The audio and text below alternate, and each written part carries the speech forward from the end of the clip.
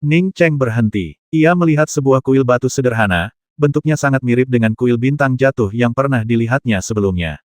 Kuil batu ini berada di Bima Sakti, tidak tenggelam ke dasar. Namun, penghalang di sekitarnya menghalangi segalanya, mencegah kuil batu tersebut terkikis oleh air sungai perak. Seperti yang diharapkan dari Xingxi, wanita ini kurang kreatif, semua kuil dan biara yang ia hancurkan adalah sama. Ning Cheng menjentikkan pergelangan tangannya, dan tombak Dewa Penciptaan mendarat di tangannya.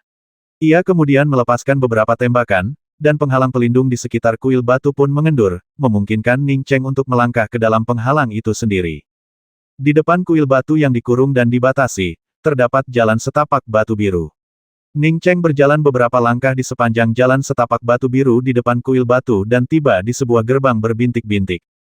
Tanpa ragu sedikit pun, Ning Cheng mengangkat dan menghancurkan penghalang pelindung di depan gerbang, langsung memperlihatkan pemandangan di dalam kuil batu. Kuil batu itu kosong melompong, hanya berlapis-lapis penghalang yang saling bersilangan di dalamnya. Di sisi kiri dan kanan kuil batu itu duduk dua orang wanita. Yang di sebelah kiri sedikit lebih tua, dan yang di sebelah kanan sedikit lebih muda. Keduanya sangat cantik. Melihat mereka berdua, Ning Cheng mendesah dalam hati. Seiring waktu, keduanya akan berubah menjadi debu, seperti patung An Yi. Tanpa reinkarnasi, mereka takkan pernah hidup. Untungnya, An Yi masih memiliki sedikit jiwa yang tersisa untuk bereinkarnasi, yang menyelamatkan hidupnya. Kekuatan pembatas di sekitarnya mengikat mereka berdua, menarik mereka ke arah pilar surgawi. Ning Cheng tidak akan peduli dengan cara Xingxi. Bahkan jika Xingxi datang untuk menyerangnya segera, dia akan melanggar batasan ini tanpa ragu. Pola spiral menyapu keluar, diikuti oleh bendera arai yang dilempar keluar oleh Ning Cheng. Dalam waktu singkat, aura yang terpancar dari kedua wanita itu berhenti menghilang dan berangsur-angsur stabil. Akan tetapi, keduanya sangat lemah dan bahkan tidak mampu membuka mata. Ning Cheng terpaksa mengeluarkan tetes terakhir esensi kosmiknya, membelahnya menjadi dua, dan memasukkannya ke dalam mulut mereka masing-masing. Setelah itu, ia mengeluarkan beberapa pil dao dan memasukkannya ke dalam mulut mereka juga. Dia menyelamatkan mereka jika itu orang lain, bahkan jika mereka ingin menyelamatkannya, mereka mungkin tidak akan mampu melakukannya. Sayangnya, ia telah menghabiskan seluruh saripati alam semesta, dan diperkirakan ia akan kesulitan mendapatkannya di masa mendatang. Wanita di sebelah kiri pulih lebih cepat, dan ia menatap kosong ke arah Ning Cheng. Ning Cheng melihat warna mata wanita itu perlahan kembali, dan ia merasa puas. Bagaimanapun, menyelamatkan nyawa selalu merupakan pengalaman yang menyenangkan. Terlebih lagi, Ning Cheng tidak hanya menyelamatkan dua orang, tetapi juga berhasil menembus salah satu titik pertahanan Xingxi. Apakah kau menyelamatkan kami? Wanita di sebelah kiri akhirnya tersadar dan bertanya pada Ning Cheng dengan tatapan bingung. Ning Cheng hanya bisa berkata, sepertinya tidak ada orang keempat di sini. Meskipun kultivasi wanita ini belum sepenuhnya pulih, Ning Cheng merasakan tingkat kultivasinya darinya seharusnya berada di tahap awal alam harmoni Dao. Wanita di sebelah kanan memiliki kultivasi yang sedikit lebih lemah, juga di alam Hunyuan. Wanita di sebelah kanan juga membuka matanya, dan kultivasinya serta vitalitasnya pulih dengan cepat.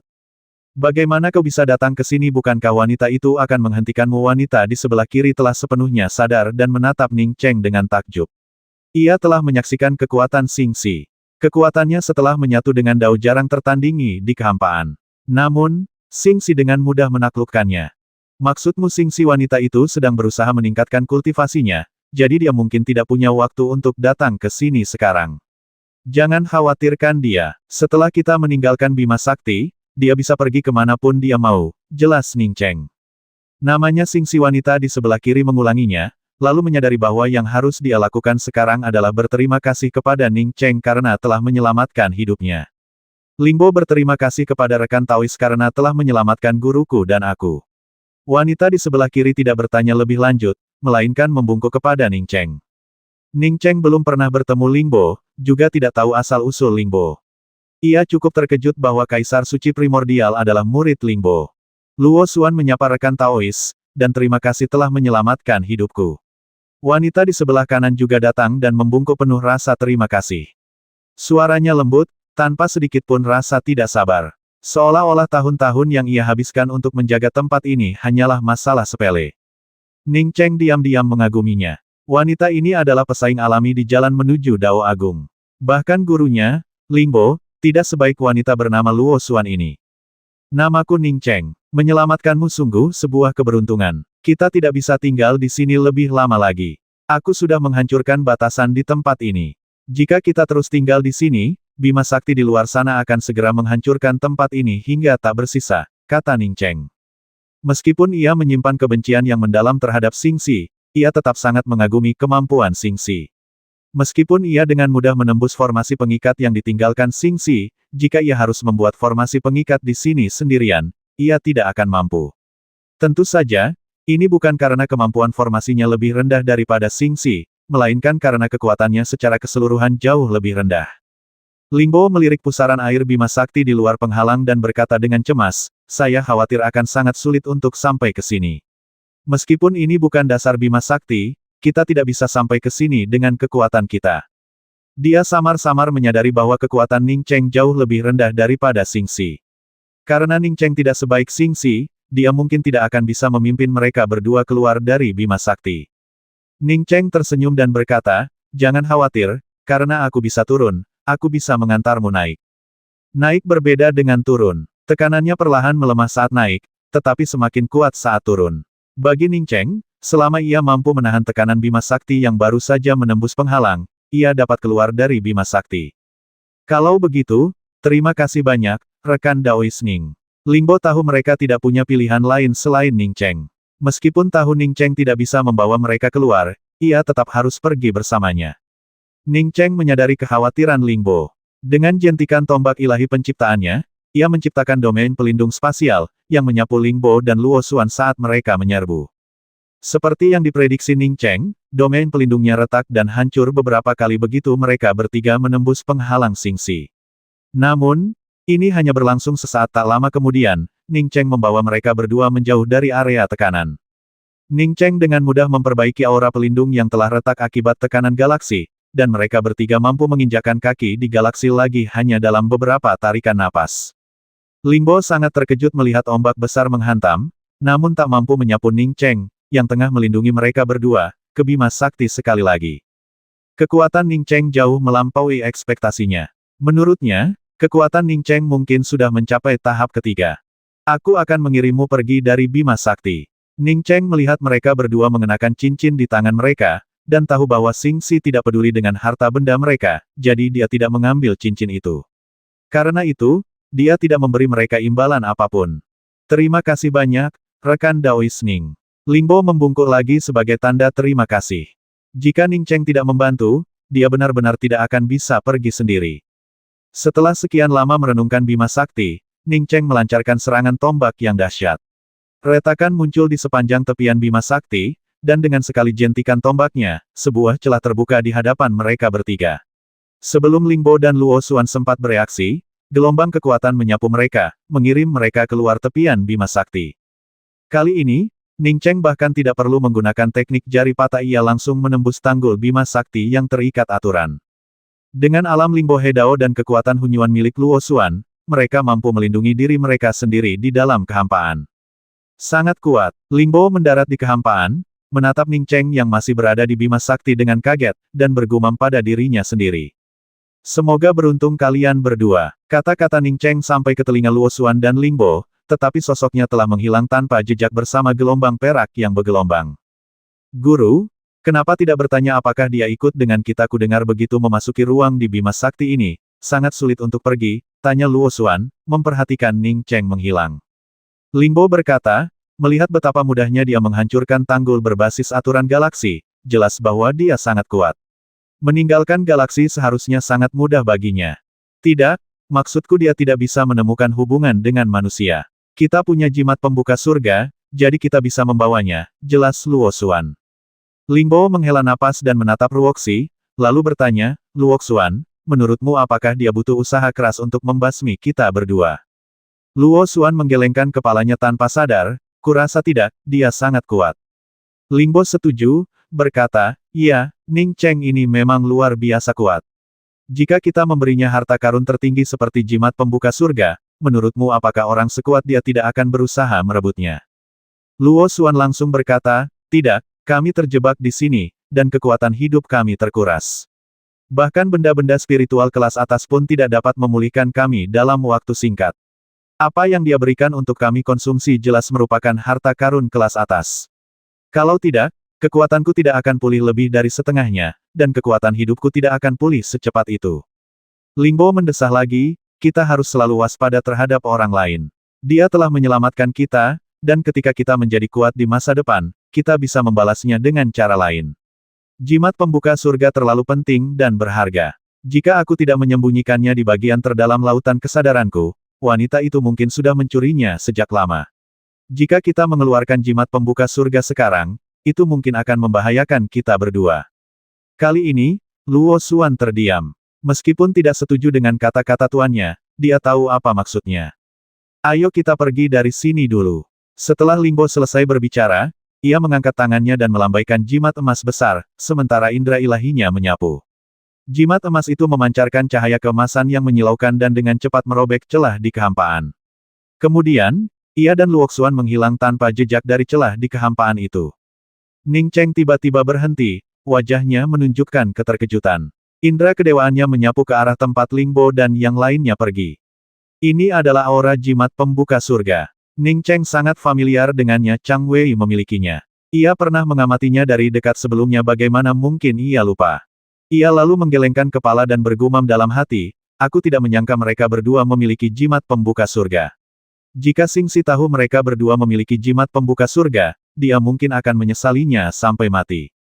Di tengah-tengah makam surgawi Dewa Surgawi, di bidang yang tak terhitung jauhnya dari Ning Cheng di Bima Sakti, terdengar suara tawa yang keras. Kalau saja Ning Cheng ada di sini, dia pasti mengenali suara itu adalah suara yang sama dari kehampaan yang telah membimbingnya meninggalkan alam pembantaian makam Dewa Surgawi. Hahaha, di tengah-tengah alam pembasmian di makam dewa, suara tawa liar masih terdengar, lalu sesosok abu-abu perlahan mengeras di tengah-tengah alam pembasmian. Pria ini berpakaian abu-abu dan berambut abu-abu, bahkan wajahnya memancarkan aura putih keabu-abuan, memberinya kesan membusuk.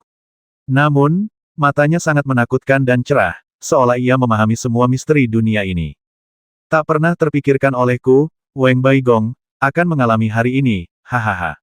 Lelaki berbaju abu-abu itu tak kuasa menahan perasaannya yang telah bersembunyi dan melarikan diri selama bertahun-tahun yang tak terhitung jumlahnya, dan melepaskannya tanpa hambatan apapun.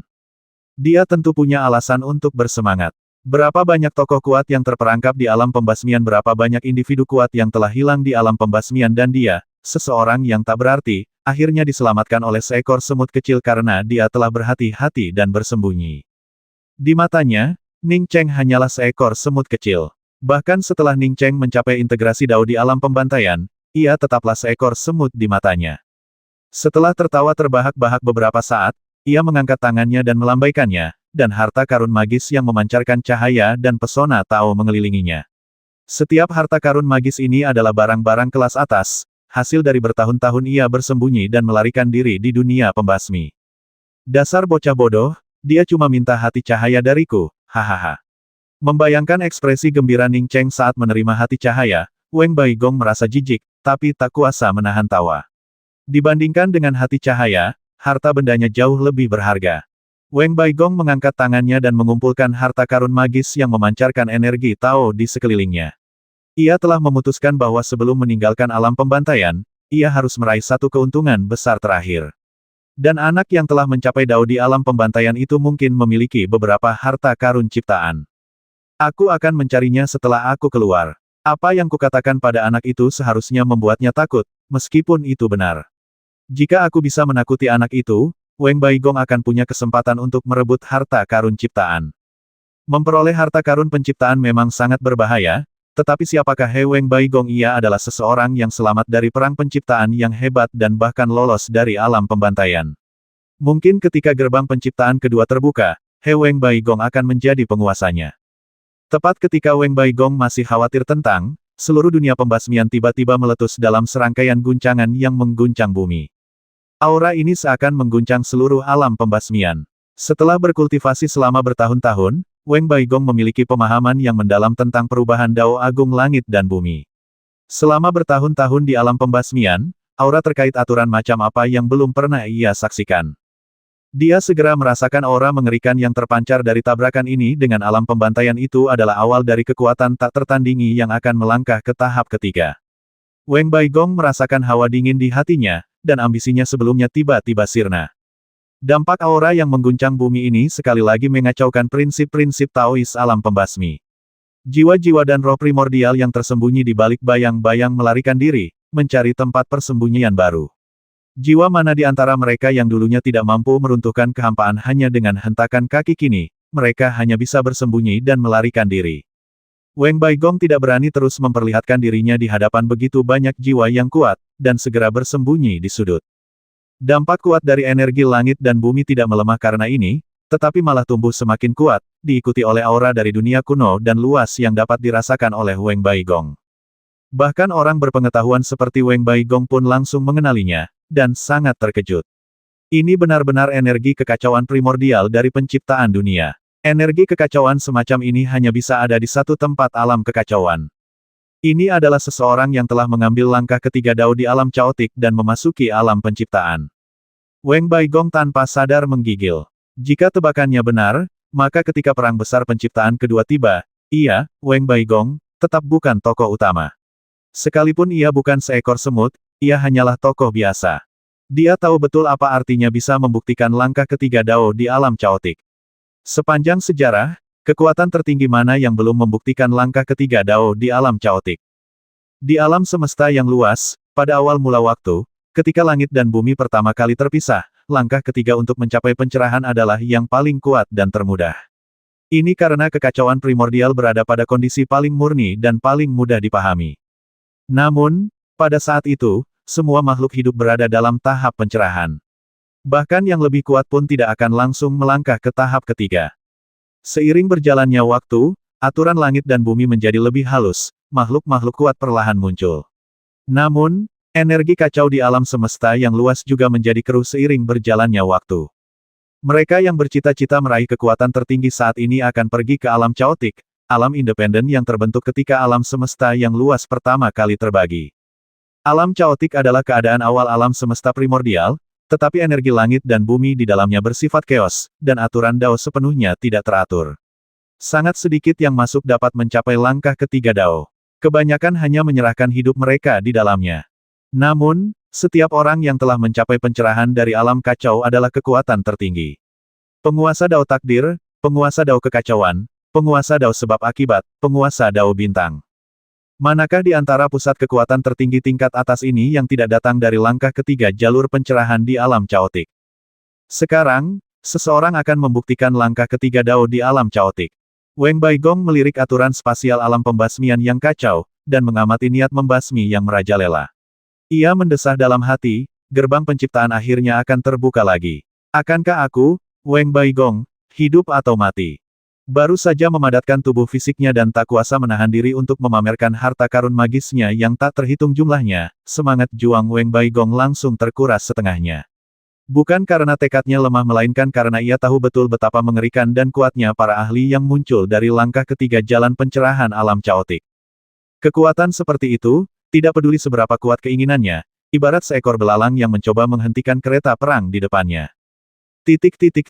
Di suatu ruang yang dipenuhi aura langit dan bumi yang luas dan kacau, seorang wanita bergaun kuning berdiri di kehampaan, dengan aura penciptaan yang senantiasa berkumpul dan berputar di sekelilingnya. Prinsip-prinsip Tao ini membentuk suara-suara Tao antara langit dan bumi, bergema tanpa henti. Dan aura Tao yang menyelimutinya juga terus meningkat seiring dengan suara-suara Tao ini. Satu demi satu, kekuatan gaib muncul dan menghilang, memancarkan teriakan burung phoenix yang terdengar seperti musik surgawi. Di bawah kakinya terdapat teratai biru berkelopak 11, yang aura Taoisnya terus-menerus disempurnakan dan disublimasikan dalam energi kacau yang luas dan tak terbatas ini.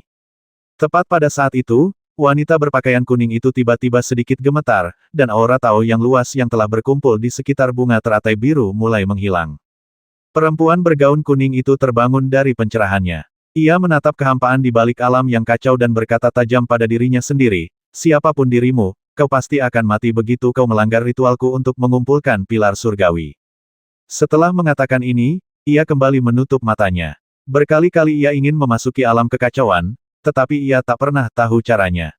Kini setelah akhirnya ia masuk, ia bertekad untuk tidak menyia-nyiakan waktu dan kesempatannya untuk marah. Namun sebelum ia dapat kembali jatuh ke dalam momen pencerahan itu, aturan langit dan bumi yang sudah kacau di sekelilingnya menjadi semakin kacau. Fluktuasi dahsyat langit dan bumi bergulung-gulung, dan aura kacau itu tampaknya membentuk kata-kata penciptaan raksasa, yang kemudian bertemu dalam satu arah seperti garis. Aura luas dao langit dan bumi berubah menjadi guntur yang bergulung-gulung, yang langsung menghancurkan aura dao teriakan Phoenix yang telah dipadatkannya, lalu berubah menjadi aliran deras menuju lokasi guntur. Wanita bergaun kuning itu membelalakan matanya, lalu menggertakkan giginya, dan berkata, beraninya kau mencoba membuktikan langkah ketiga dao di alam caotik, matilah. Wanita bergaun kuning ini tak lain adalah Xingxi, yang tiba-tiba meninggalkan surga luar Xuan Huang. Hampir 10.000 tahun telah berlalu sejak ia menemukan alam caotik dan memasukinya untuk memahami Dao Chaos. Baginya, jika diberi lebih banyak waktu, ia pasti akan berhasil menyatu dengan alam caotik. Menyatu dengan alam caotik akan memungkinkan kekuatannya melonjak tanpa batas. Meskipun dia tidak menemukan alam caotik saat menciptakannya, belum terlambat untuk menggabungkan alam tersebut sekarang. Miliaran mil jauhnya dari Xingxi, seorang pemuda berjubah biru berdiri di puncak gunung raksasa. Bahkan, kakinya tidak menyentuh tanah, ia berada beberapa meter di atas tanah. Pemuda berjubah biru ini juga tiba-tiba meninggalkan kompetisi besar langit luar Xuan Huang dan kemudian menemukan Ye Mo di alam caotik.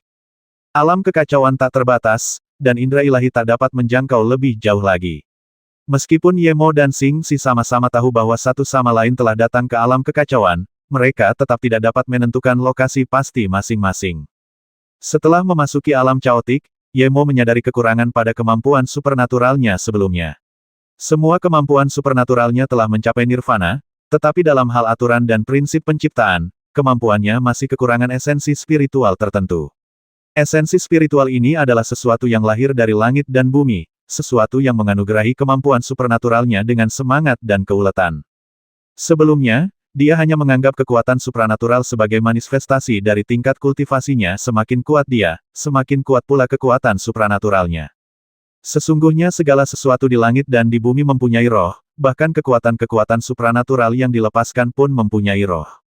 Pantas saja ada perbedaan kekuatan yang begitu besar antara aku dan perempuan ini, meskipun kami hanya berbeda satu level. Akar masalahnya sebenarnya begini. Ye Mo menarik napas dan berkonsentrasi penuh untuk menggabungkan indera ilahinya dengan aura Tao yang kacau di sekitarnya. Ia terus-menerus menyimpulkan dan mengintegrasikan kemampuan ilahinya. Aura aturan yang kacau di sekitarnya mungkin membuat Kaisar Suci penggabung Dao biasa menjadi gila, tetapi itu sama sekali tidak berpengaruh pada teknik tiga kehidupan Ye Mo. Saat ini, ia tidak sedang memikirkan untuk segera menyatu dengan dunia, juga tidak sedang memikirkan untuk meningkatkan kekuatannya sesegera mungkin. Sebaliknya, ia terus-menerus menyempurnakan kekuatan supernaturalnya. Setahun terlalu pendek, dan 10.000 tahun pun tidak lama. Dalam perjalanan kultivasi, waktu adalah hal yang paling tidak berharga. Dalam sekejap mata, 10.000 tahun akan berlalu. Api surgawi 9 matahari, 5 tombak pembasmi guntur, serangan seketika, kehampaan es. Satu sisi, reinkarnasi, bekas pisau. Boom! Kekuatan fusi langit dan bumi terbentuk secara alami di sekitar Ye Mo, dan Ye Mo tiba-tiba membuka matanya. Matanya tanpa kesedihan atau kegembiraan, tetapi ia jelas mengerti bahwa waktunya untuk menyatu dengan dunia telah tiba.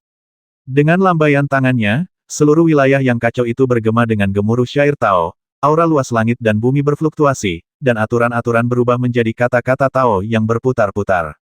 Pada bab sebelumnya, Ye Mo menciptakan alam, bukan bergabung dengannya. Hal ini telah diperbaiki dalam versi resmi. Pada saat ini, dunia halaman emas jauh di dalam lautan kesadaran Ye Mo tiba-tiba melayang dan berubah menjadi jimat Tao emas di depan Ye Mo. Aura Taois yang beresonansi dengan aturan kacau alam caotik berputar di dalam dunia emas, dan pemahaman Taois tentang penyatuan dengan dunia halaman emas untuk menciptakan alam baru menjadi semakin jelas. Sepertinya selama pikiran Ye Mo sedikit menyatu, aura kacau di sekitarnya akan menyatu dengan dunia halaman emas, menciptakan alam miliknya. Dengan menyatu dengan dunia ciptaan, seseorang akan menciptakan alam tertinggi, menjadi makhluk tertinggi, dan sekaligus memahami kekuatan ilahi yang tak tertandingi. Namun, bukan itu yang diinginkan Ye Mo. Setelah mengalami begitu banyak hal, Ye Mo telah lama memahami bahwa alam sejati tidak terbentuk oleh kekuatan eksternal. Bahkan alam yang terbentuk dari harta karun ciptaan, yang dapat ia gabungkan dan ciptakan, bukanlah langkah ketiga yang terkuat. Langkah ketiga yang paling ampuh adalah menciptakan alamnya sendiri berdasarkan aturan Dao-nya sendiri. Ia mengembangkan teknik tiga kehidupan, yang melahirkan segala sesuatu dari tiga hal, dan ia dapat sepenuhnya menciptakan alamnya sendiri berdasarkan aturan Dao-nya sendiri. Terlebih lagi, ini adalah alam caotik, dipenuhi dengan aura aturan yang kacau. Kalau kamu tidak mengambil langkah ketiga, tidak apa-apa. Tapi kalau kamu mengambil langkah ketiga, kamu harus menjadi yang terkuat. Esensi Tao dari tiga kehidupan berkumpul dan berputar di sekitar Yemo, dan esensi Tao bergabung dengan energi kacau di sekitarnya, secara bertahap membentuk serangkaian aturan baru untuk langit dan bumi. Aturan-aturan yang kacau memberikan Yemo suatu asal-usul, yang memungkinkan dia untuk memahami yang satu yang telah hilang dan dengan demikian mencapai yang satu. Satu melahirkan dua, dua melahirkan tiga, tiga melahirkan segalanya. Satu persatu, aturan langit dan bumi menyatu, membentuk ranah baru di ruang kesadaran Yemo. Ranah ini meluas keluar dari ruang kesadaran dan terhubung dengan alam semesta di sekitarnya. Dasar-dasar dunia mulai terbentuk, aturan-aturan ditetapkan, dan segala sesuatu mulai bermunculan. Gemuruh guntur itu bukanlah guntur yang dikendalikan oleh Dao Surgawi, tetapi guntur aturan yang terbentuk saat dunia Yemo dipadatkan. Di wilayahku, semua hal terbentuk dari tiga kehidupan. Kerajaanku berada di dalam segala hal. Aku menginjak semua kerajaan. Kerajaanku berada di bawah kendaliku, Yemo. Kerajaanku tidak tunduk pada aturan langit dan bumi. Kerajaanku telah lengkap. Dum bum bum, krak bum. Prinsip-prinsip Taoisme bergema. Aturan-aturan menyatu. Aura Yemo terus tumbuh semakin kuat. Ini benar-benar kamu. Xingxi merasakan aura Yemo yang semakin kuat dan merasakan kekhawatiran yang aneh. Sejak debutnya, tak seorang pun pernah memberinya perasaan ini. Ia percaya bahwa hanya dirinya, Xingxi, yang bisa menguasai dunia ini. Dan hanya dirinya, Xingxi, yang bisa mencapai puncak alam semesta yang luas ini. Sekarang, orang lain yang memiliki harta karun penciptaan telah muncul, yang cukup buruk, tetapi orang ini bahkan berani menciptakan alam di alam caotik dan mengambil langkah ketiga. Jika orang ini berhasil, bagaimana Xingxi akan memonopoli gerbang penciptaan di masa depan? Mati. Teratai biru di bawah kaki Xingxi berubah menjadi garis-garis cahaya teratai biru, menghalangi seluruh ruang di sekitar Yemo. Bahkan aura kekacauan yang menyelimuti Yemo dan alam caotik pun dihalangi oleh Xingxi saat ini. Pedang merah darah yang sempit berubah menjadi cahaya pembasmi merah tua yang tak berujung. Cahaya pembasmi merah tua itu langsung menembus ruang yang diblokir oleh teratai biru, bahkan mengabaikan kekosongan alam kekacauan, dan menyapu langsung ke arah Ning Cheng. Ini pertama kalinya ia menggunakan senjata sihir ofensifnya dalam pertempuran, setidaknya untuk Xingxi. Ning Cheng dan Yemo bahkan tak pernah layak untuk dihunus pedangnya. Baginya, dengan kultivasi alam penciptaannya, harus menggunakan senjata sihir ofensif melawan semut integrasi Dao belaka adalah sebuah penghinaan. Jika ia menggunakan senjata sihir ofensifnya dan tetap tak mampu mengalahkan semut integrasi Dao, ia mungkin akan meragukan kemampuannya di masa depan untuk menjelajah alam semesta. Bahkan semut pun kini menciptakan dunianya sendiri meskipun tak bisa dibasmi, mereka harus dibasmi. Meskipun menghunus pedang, Xingxi mendesah dalam hati, menyadari bahwa tanda Dao yang aneh telah muncul di dalam dirinya. Keengganannya sebelumnya untuk menggunakan pedang kemungkinan besar karena takut jikapun ia melakukannya, ia tak akan mampu membasmi Yemo kemungkinan yang sangat mungkin terjadi.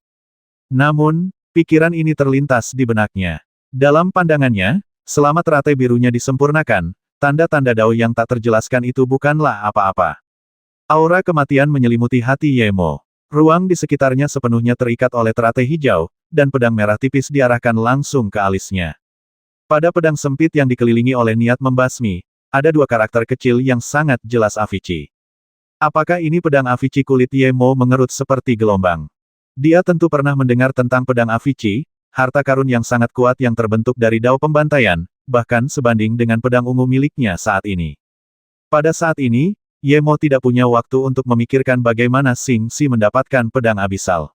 Pedang ungu telah menembus udara, dan alam teratai biru yang menghalanginya dan aura kacau alam caotik hancur sebelum pola pedang-pedang ungu dapat menembusnya.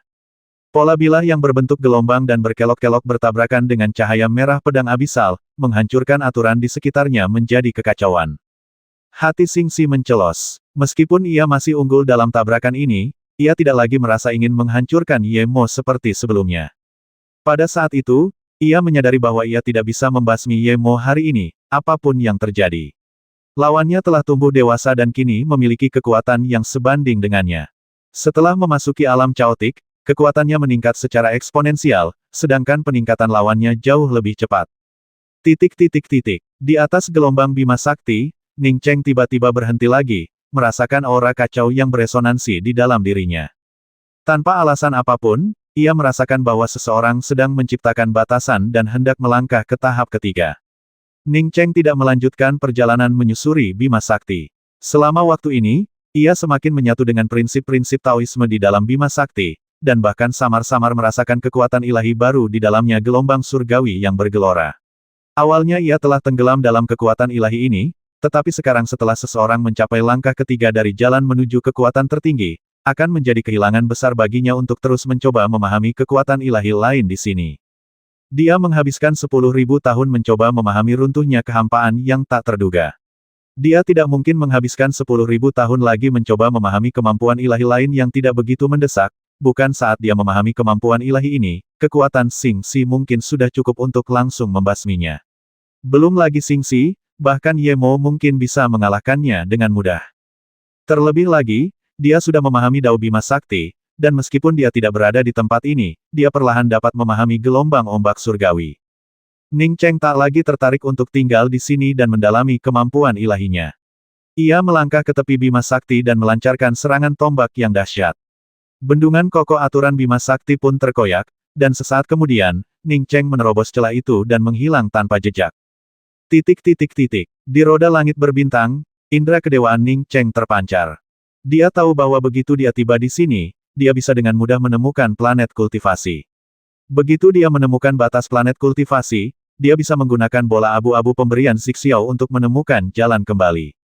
Bukankah jimat terbakar mengatakan bahwa alam caotik berada di dekat Gunung Jialang setelah dia kembali? Dia akan langsung pergi ke sekitar Gunung Jialang untuk mencarinya. Dia memiliki jimat giok caotik, jadi dia akhirnya akan dapat menemukan alam caotik. Indra kedewaan Ning Cheng menyapu antar muka yang luas dan tak berujung, mengamati satu demi satu bidang bintang yang tak berpenghuni. Ia bahkan melihat beberapa kultivator bintang terbang di kehampaan.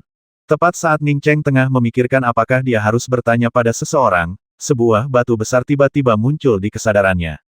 Batu raksasa itu mengapung di kehampaan, seperti sebuah planet. Ini jelas bukan meteorit atau planet, karena di dalam bongkahan batu ini tampaknya terkandung aura Dao langit dan bumi yang tak berujung. Sejak debutnya, Ning Cheng telah melihat surga kultivasi yang tak terhitung jumlahnya, tempat-tempat yang kaya akan energi spiritual dan lengkap dengan semua hukum alam. Namun, ketika melihat batu raksasa ini, Ning Cheng merasa seolah-olah telah melihat sekilas esensi alam semesta. Semua tempat indah sebelumnya tampak pucat dibandingkan dengan yang satu ini. Saat Ning Cheng melihat batu besar itu, sebuah kerinduan muncul di hatinya. Ia ingin pergi ke batu besar itu untuk merasakan energi alam semesta yang tak terbatas, dan bahkan tinggal di sana untuk berkultivasi hingga mencapai kesempurnaan Dao. Memikirkan hal ini, roda langit berbintang Ning Cheng langsung berubah arah. Namun, detik berikutnya, Ning Cheng kembali membeku. Ia menatap kosong ke depan, bahkan lupa untuk mempercepat roda langit berbintang. Batu besar yang sebelumnya dilihatnya dengan jelas kini telah hilang. Ning Cheng yakin ia tidak salah baca, dan itu juga bukan halusinasi. Terlepas dari kemungkinan pemicu halusinasinya, aura Dao Agung yang terpancar dari batu raksasa itu adalah sesuatu yang tak mungkin diciptakan oleh halusinasi. Tiba-tiba, sebuah pikiran yang bahkan Ning Cheng merasa sulit untuk mengendalikannya muncul dalam benaknya Kunsi. Batu Bukun, juga dikenal sebagai batu kosmik, mengapung di kehampaan. Konon, mereka yang dapat melihat batu raksasa ini ditakdirkan untuk mendapatkan keberuntungan besar. Jika seseorang dapat memanjat batu raksasa ini untuk mengolahnya, ia akan menjadi salah satu yang paling beruntung. Soal mengambil batu raksasa ini, lupakan saja.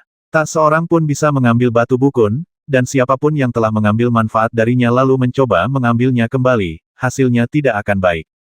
Karakteristik lain dari batu Bukun adalah Anda dapat merasakannya saat ini, namun pada saat berikutnya Anda mungkin tidak dapat merasakannya lagi. Mungkinkah ini batu non-kun? Ning Cheng menjadi semakin yakin bahwa ini adalah batu Bukun, karena hanya batu Bukun yang dapat memiliki aura Dao besar yang begitu luas dan mengagumkan, yang bahkan ia pun merasa takjub. Ning Cheng memejamkan matanya dan, mengandalkan lokasi batu kun yang dirasakannya sebelumnya, mengarahkan roda langit berbintang untuk terbang dengan kecepatan tinggi. Terlepas dari apakah dia bisa mencapai alam kultivasi batu kun, dia tidak ingin membiarkan kesempatan ini berlalu begitu saja. Tak terhitung banyaknya kultivator pengembara menjelajahi kehampaan. Apa yang mereka kejar bukankah semua ini demi kesempatan-kesempatan berlimpah di kehampaan, tetapi kebanyakan hanya sementara. Sekarang setelah ia melihat batu bukun, jika ia tidak mengejarnya, ia akan menyesalinya seumur hidup. Saat ini, lokasi bukanlah hal terpenting bagi Ning Cheng. Berdasarkan pemahamannya yang samar tentang lokasi batu kun, ia menerobos kehampaan dengan kecepatan tinggi untuk sampai di sana. Tidak masalah jika dia tidak dapat menemukan batu kun, dia tetap harus pergi dan menemukannya. Beberapa hari kemudian, Ning Cheng berhenti. Menatap kehampaan luas tak berujung di hadapannya, ia merasa agak frustrasi. Ia yakin tempat di mana indera kedewaannya mendeteksi batu bukun ada di sini, tetapi sekarang setelah ia di sini, bahkan sepetak kecil meteorit hampa pun tidak ada, apalagi batu bukun. Ning Cheng mengamati area itu dengan indera kedewaannya berulang kali, tetapi tidak menemukan apapun, yang ada hanyalah kekosongan total.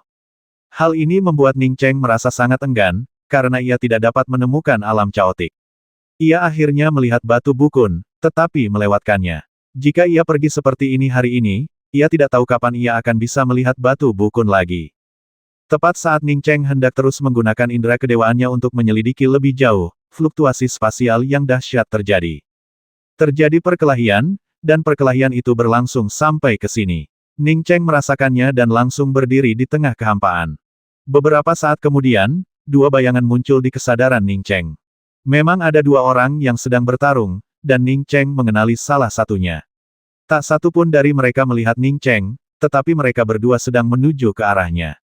Ketika keduanya muncul kurang dari 1 kilometer di depan Ning Cheng, mereka akhirnya melihatnya berdiri di kehampaan. Tingkat kultivasi Ning Cheng jauh melampaui mereka, dan keduanya begitu fokus pada pertarungan mereka sehingga mereka tidak memperhatikannya sejenak. Saat melihat Ning Cheng, kedua petarung itu serentak berhenti bertarung. Pria yang kurang menarik di sebelah kiri menangkupkan tangannya dan menyapa Ning Cheng dari jauh, sambil berkata, "Saudara Ning, benar kata orang, hidup memang penuh dengan pertemuan tak terduga." Ning Cheng berkata dengan tenang, "Saudara Duan, memang sudah lama sekali. Bukankah kita harus menyelesaikan masalah lama kita?"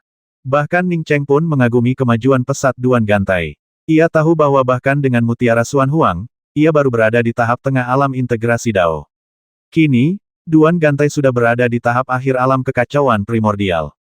Tak hanya itu, aura daunnya pun kokoh dan kuat, menunjukkan tingkat kultivasi yang sangat stabil. Dibandingkan dengan rata-rata kultivator kekacauan primordial tingkat akhir, Duan Gantai jauh lebih kuat. Yang lebih mengejutkan Ning Cheng adalah pria yang bertarung melawan Duan Gantai. Pria ini berpakaian kuning dan tampan. Dari segi penampilan saja, pria berbaju kuning ini jauh lebih unggul daripada Duan Gantai. Yang lebih mengejutkan Ning Cheng adalah pria berbaju kuning ini juga berada di puncak alam Hunyuan. Ning Cheng sangat jelas tentang kekuatan Duan Gantai, ia adalah petarung yang jauh lebih unggul daripada petarung lain di level yang sama. Bahkan ketika ia dan Duan Gantai berada di level yang sama, kemenangannya tidak mutlak dan mudah. Pria berbaju kuning, yang tingkat kultivasinya sama dengan Duan Gantai, bertarung sampai di sini tanpa mengalami kerugian, yang menunjukkan betapa kuatnya dia. Chu Jiuyu menyapa rekan Taois. "Saya minta maaf karena telah menyinggung rekan Taois Jingxi." Pria berbaju kuning, yang waspada terhadap kekuatan Ning Cheng, juga menyapanya dari jauh dengan tangan terkepal. "Tidak masalah." Ning Cheng mengangguk pada Chu Jiuyu. Dia belum pernah mendengar tentang orang ini. Ada terlalu banyak tokoh kuat di kehampaan yang luas ini, terlalu banyak yang belum pernah dia dengar, yang dia pedulikan hanyalah Duan Gantai. Dia sudah lama ingin membalas dendam pada Duan Gantai, pria itu licin dan tak pernah membiarkannya menangkapnya saat ia lemah. Dia tak pernah menyangka kali ini pria itu akan datang langsung ke rumahnya. "Saudara Ning." Duan Gantai terkekeh datar, tanpa sadar mundur beberapa langkah. Ia sudah siap untuk kabur kapan saja. Dia tahu betul kekuatan Ning Cheng, bahkan dengan tingkat kultivasi yang sama, dia bukan tandingan Ning Cheng. Sekarang, Ning Cheng tampak jauh lebih kuat darinya, jadi dia bahkan tidak perlu bertarung. Dia tahu Ning Cheng akan menghancurkannya. Sejak ia mulai menjelajahi kehampaan, Duan Gantai hanya memiliki sedikit orang yang ia takuti. Ning Cheng adalah nomor 1. Meskipun ia tidak menderita banyak kerugian di hadapan Ning Cheng, ia masih merasa cemas. Ning Cheng tersenyum, "Saudara Duan, karena kamu sudah di sini, jangan mundur." Saat berbicara, aura domain Ning Cheng tiba-tiba meluas, hampir menyelimuti Duan Gantai. Ekspresi Duan Gantai berubah, dan cahaya putih berkelebat di tangannya, langsung menyelimutinya. Sebuah kekuatan dahsyat menghalangi batasan ruang Ning Cheng. Ning Cheng sedikit mengernyit, dan tepat saat ia hendak melangkah maju, seberkas cahaya tiba-tiba melintas di antara dirinya, Duan Gantai, dan Chu Jiuyu. Ning Cheng mengenali aura dari seberkas cahaya itu, ada aura yang sangat ia benci di dalamnya. Seberkas cahaya itu mengarah ke sebuah batu besar yang dikelilingi energi Tao Batu Bukun yang sama yang selama ini dicari Ning Cheng. Kami tidak dapat menemukannya sebelumnya, dan kami tidak tahu kapan tiba-tiba muncul. Bukun Si Ning Cheng, Duan Gantai, dan Chu Jiuyu berseru pada waktu yang hampir bersamaan. Seketika, Chu Jiuyu bergegas menuju batu bukun seperti orang gila, dan Ning Cheng tak lagi peduli pada Duan Gantai. Dibandingkan dendamnya pada Duan Gantai, batu bukun adalah harta karun terpenting. Batu bukun bisa menghilang kapan saja, dan prioritas utama Ning Cheng adalah mendarat di atasnya secepat mungkin. Dia meninggalkan Duan Gantai, menyusul Chu Jiuyu, dan mendarat di batu bukun hampir bersamaan dengan seberkas cahaya itu. Tanpa diduga, setelah Duan Gantai melihat Bukun Si, dia berhenti melarikan diri dan malah berbalik dan mengikutinya ke arah Bukun Si. Saat Ning Cheng mendarat di batu bukun, dia tidak bisa lagi merasakan aura cahaya yang keluar itu. Indra kedewaan Ning Cheng menyapu batu bukun. Selain aura Dao Chaos yang luas dan tak berujung, yang bisa dilihatnya hanyalah permukaan batu yang tak terbatas. Ning Cheng tahu betul bahwa dia bukan satu-satunya yang memasuki batu bukun, ada 3 orang lainnya juga. Saat ini, ia sepenuhnya mengerti bahwa alasan Duan Gantai dan Chu Jiuyu bertempur di sini bukanlah kebetulan. Melainkan karena keduanya juga telah melihat batu bukun dan entah mengapa mulai bertarung dalam perjalanan mereka ke sini. Atau lebih tepatnya, keduanya ingin saling membasmi dan memasuki batu bukun sendirian.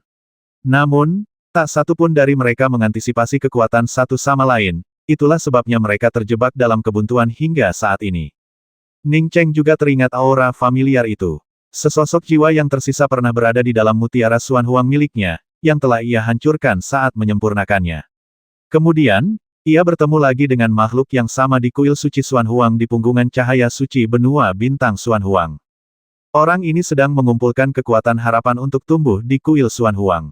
Jika bukan karena segel harapan giok, dia pasti sudah dibasmi oleh jiwa sisa ini. Sebelum pergi, jiwa sisa ini bahkan berkata akan kembali untuk mencarinya dan mengambil mutiara Xuan Huang. Dia memang menemukannya, dan bahkan memadatkan tubuh fisiknya, mendapatkan kekuatan yang luar biasa.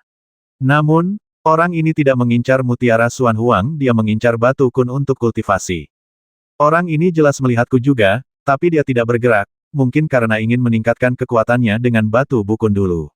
Dia orang yang sangat sabar, tahu bahwa batu bukun sangat langka, hanya muncul sekali setiap miliar tahun, dan menemukannya sekalipun adalah kesempatan besar. Ning Cheng menarik kembali indera keilahiannya, hatinya benar-benar tenang. Ketika ia mendapatkan mutiara Xuan Huang, isinya hanyalah tanaman kembang sepatu. Ia telah dengan tekun menyempurnakan mutiara Xuan Huang, tak seorang pun bisa mengambilnya. Belum lagi jiwa sisa yang telah memperbaiki tubuh fisiknya, bahkan guru sebelumnya yang menyempurnakan mutiara Xuan Huang pun tak akan bisa mengambilnya.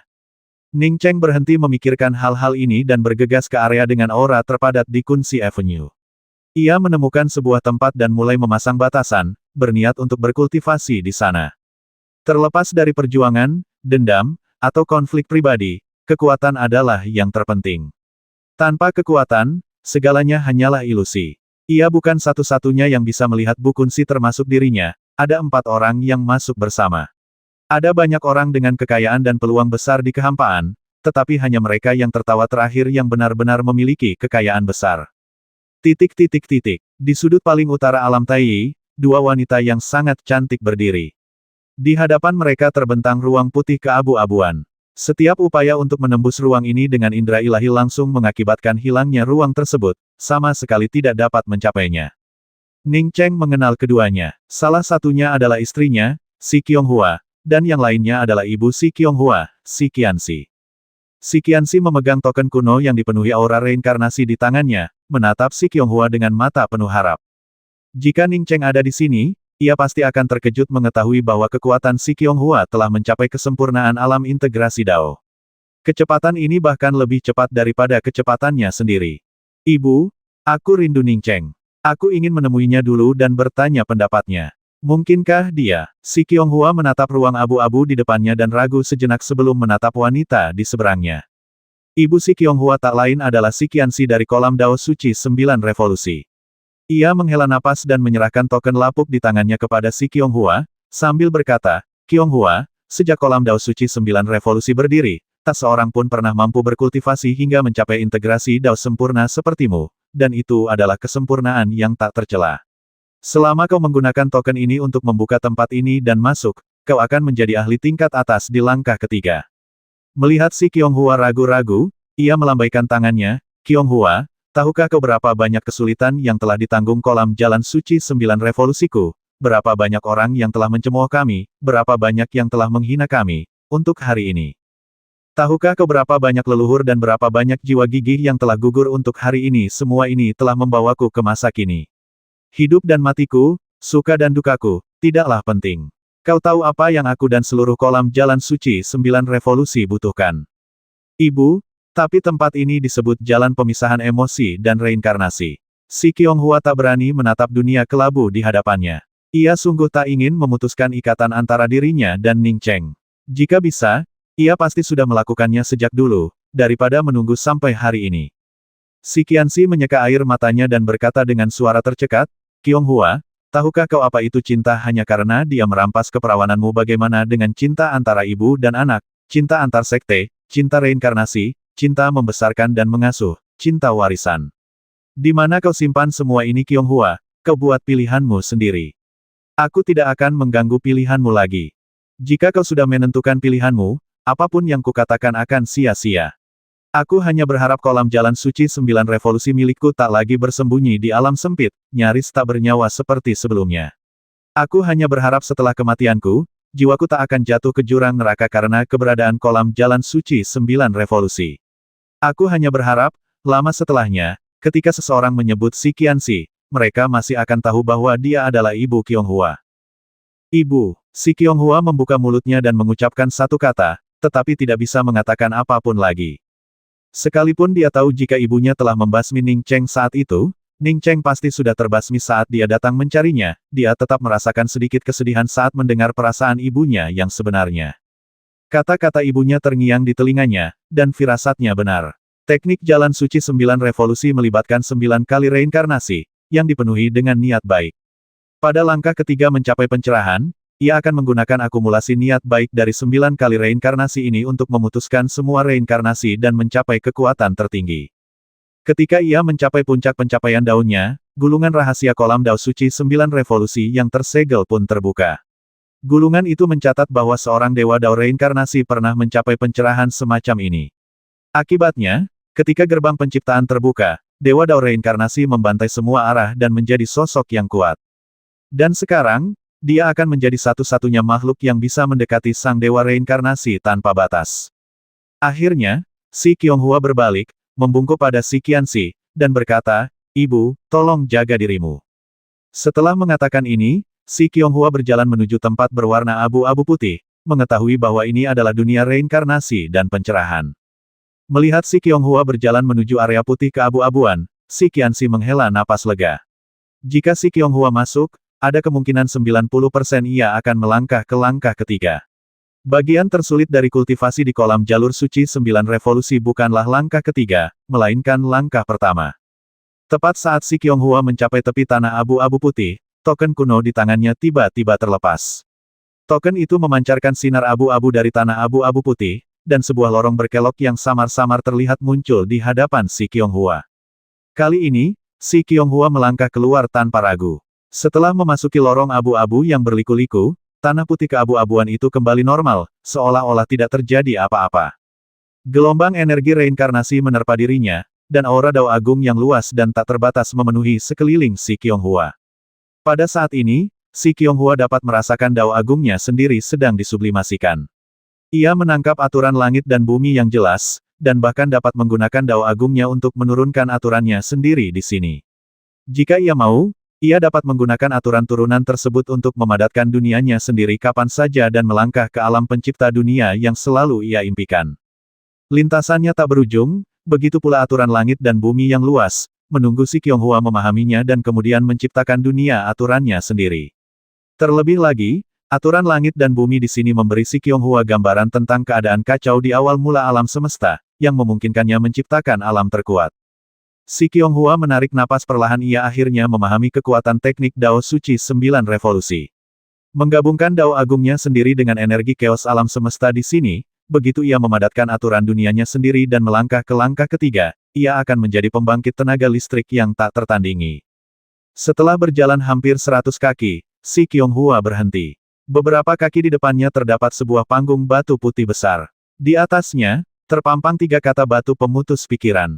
Si Qianghua tahu tentang batu ini. Ia akan mengambil langkah ketiga. Untuk menciptakan alamnya sendiri, ia harus terlebih dahulu memutus semua pikiran masa lalunya yang mengganggu dan mengubahnya menjadi sesuatu yang baru di batu pemutus pikiran ini. Bahkan kenangan terkecil yang ia hargai bersama Ning Cheng pun akan terputus. Ibunya tidak khawatir ia akan menyimpan perasaan yang ia miliki untuk Ning Cheng dari kehidupan kesembilannya justru karena ia tahu ada batu pemutus pikiran di sini. Bagi batu pemutus pikiran, emosi hanyalah pengalih perhatian. Si Qianghua melangkah maju beberapa langkah, berdiri di depan batu pemutus pikiran berwarna putih, tubuhnya sedikit gemetar. Ia tahu bahwa dengan pemutusan ini, ia dan Ning Cheng tak akan memiliki hubungan lagi. Ia melangkahi batu pemutus pikiran. Ia kini menjadi Si Qianghua. Si Qianghua, yang berdiri tegak di alam semesta yang luas dengan tekadnya yang tak tertandingi, sejak hari itu, dunianya hanya terdiri dari Dao. Pada saat ini, kenangan yang tak terhitung jumlahnya tentang Ning Cheng berkelebat di benaknya baginya. Ning Cheng sendirian menyerbu sekte patah hati baginya. Ning Cheng mempertaruhkan nyawanya untuk pergi ke gunung pencari debu baginya. Ning Cheng rela binasa dan melangkah ke jalur gunung pedang. Ia dan Ning Cheng pernah melarikan diri ke benua Yixing. Ia dan Ning Cheng pernah bersemayam bersama di bintang Roland. Dia menggunakan teknik terlarang untuk Ning Cheng, mencari ramuan di mana-mana untuknya, dan bahkan mengorbankan nyawanya untuknya. Dia tertawa bersama Ning Cheng. Dia melarikan diri bersama Ning Cheng. Mereka berkultivasi bersama, mereka berkelana bersama. Ketika Ning Cheng datang ke alam Taiyi untuk menemuinya hari itu, dia menyuruhnya untuk terus maju dan berkultivasi, karena mereka bisa jatuh cinta pada kali pertama, mereka bisa jatuh cinta untuk kedua kalinya. Hari itu, Ning Cheng juga berkata kepadanya, ada semacam cinta yang melampaui reinkarnasi, waktu, dan ruang, dan sekuat apapun Dao Agung, ia takkan pernah bisa memutuskannya. Jika Dao Agung memutuskan cinta itu, kita akan mencoba lagi. Jika Dao Agung mencegah kita mencoba lagi, aku akan memutuskan Dao Agung itu. Ning Cheng benar ada jenis cinta yang melampaui reinkarnasi. Cinta itu melampaui ruang dan waktu, bahkan Dao terkuat pun tak mampu memisahkannya. Namun Ning Cheng juga salah, cinta seperti itu bukanlah cinta yang bisa dipisahkan. Setelah dipisahkan, cinta yang didapatkan kembali bukanlah cinta yang sama. Ia teringat kembali di Roland Star. Ia pernah mendengar Ning Cheng menyanyikan sebuah lagu, betapa banyak cinta yang bisa dihidupi kembali. Terlebih lagi, saat berdiri di hadapan batu pemutus pikiran hari ini, dia tahu betul bahwa begitu dia memutuskan cinta itu, tidak akan ada kesempatan kedua, tidak ada kesempatan kedua. Si Qianghua menatap batu pemutus pikiran, terdiam cukup lama. Sekalipun aku punya kesempatan kedua, kenapa harus merelakan apa yang sudah kumiliki? Aku tak rela, dan aku tak sanggup. Kehilangan sesuatu itu mudah, mendapatkannya kembali terlalu sulit. Ia berdiri tak bergerak di samping batu pikiran terputus. Waktu berlalu begitu lambat, dan ia tak tahu berapa lama waktu telah berlalu sebelum rambutnya perlahan memutih. Pada saat ini, tatapan Si Qianghua akhirnya mengeras. Ia perlahan mengangkat kepalanya, tak lagi menatap batu pemutus pikiran, dan langsung berjalan masuk ke kedalaman lorong yang berliku-liku itu. Berapa banyak cinta yang dapat dihidupkan kembali. Bahkan setelah 9 kehidupan, ia tak akan punya banyak kesempatan untuk memilih sendiri. Hari ini ia punya pilihan apa yang bisa lebih beruntung. Dia memilih untuk mengikuti kata hatinya. Dia tidak rela memutuskan satu-satunya cinta dalam 10 kehidupan itu, ataupun satu-satunya kenangan berharga yang ingin dia simpan dalam 10 kehidupan itu. Tepat saat Si Qianghua melampaui batu pikiran terputus, aura mengerikan Dao Agung menyapu. Aturan-aturan yang tak berujung dan berbintik-bintik itu langsung merobek esensi Daois dalam diri Si Qianghua, yang masih menyimpan jejak ingatan emosional. Dunia baru yang baru saja dibentuk Si Qianghua terhenti saat itu. Aura Tao yang ganas itu seketika membekukan seluruh pikiran Tao Si Qianghua, dan aura Si Qianghua pun ikut membeku pada saat itu bersamaan dengan aura Tao yang ganas itu. Bahkan seorang kaisar suci yang telah mencapai pencerahan sempurna mungkin memiliki umur yang tak terbatas, tetapi kematiannya dapat terjadi dalam sekejap. Si Qianghua tetap terpaku di tempatnya, baru saja melangkah melewati batu pemutus pikiran, di awal jalan reinkarnasi pemutus emosi. Saat ini, ia berdiri seperti patung, menatap jalan reinkarnasi pemutus emosi yang luas dan mendalam.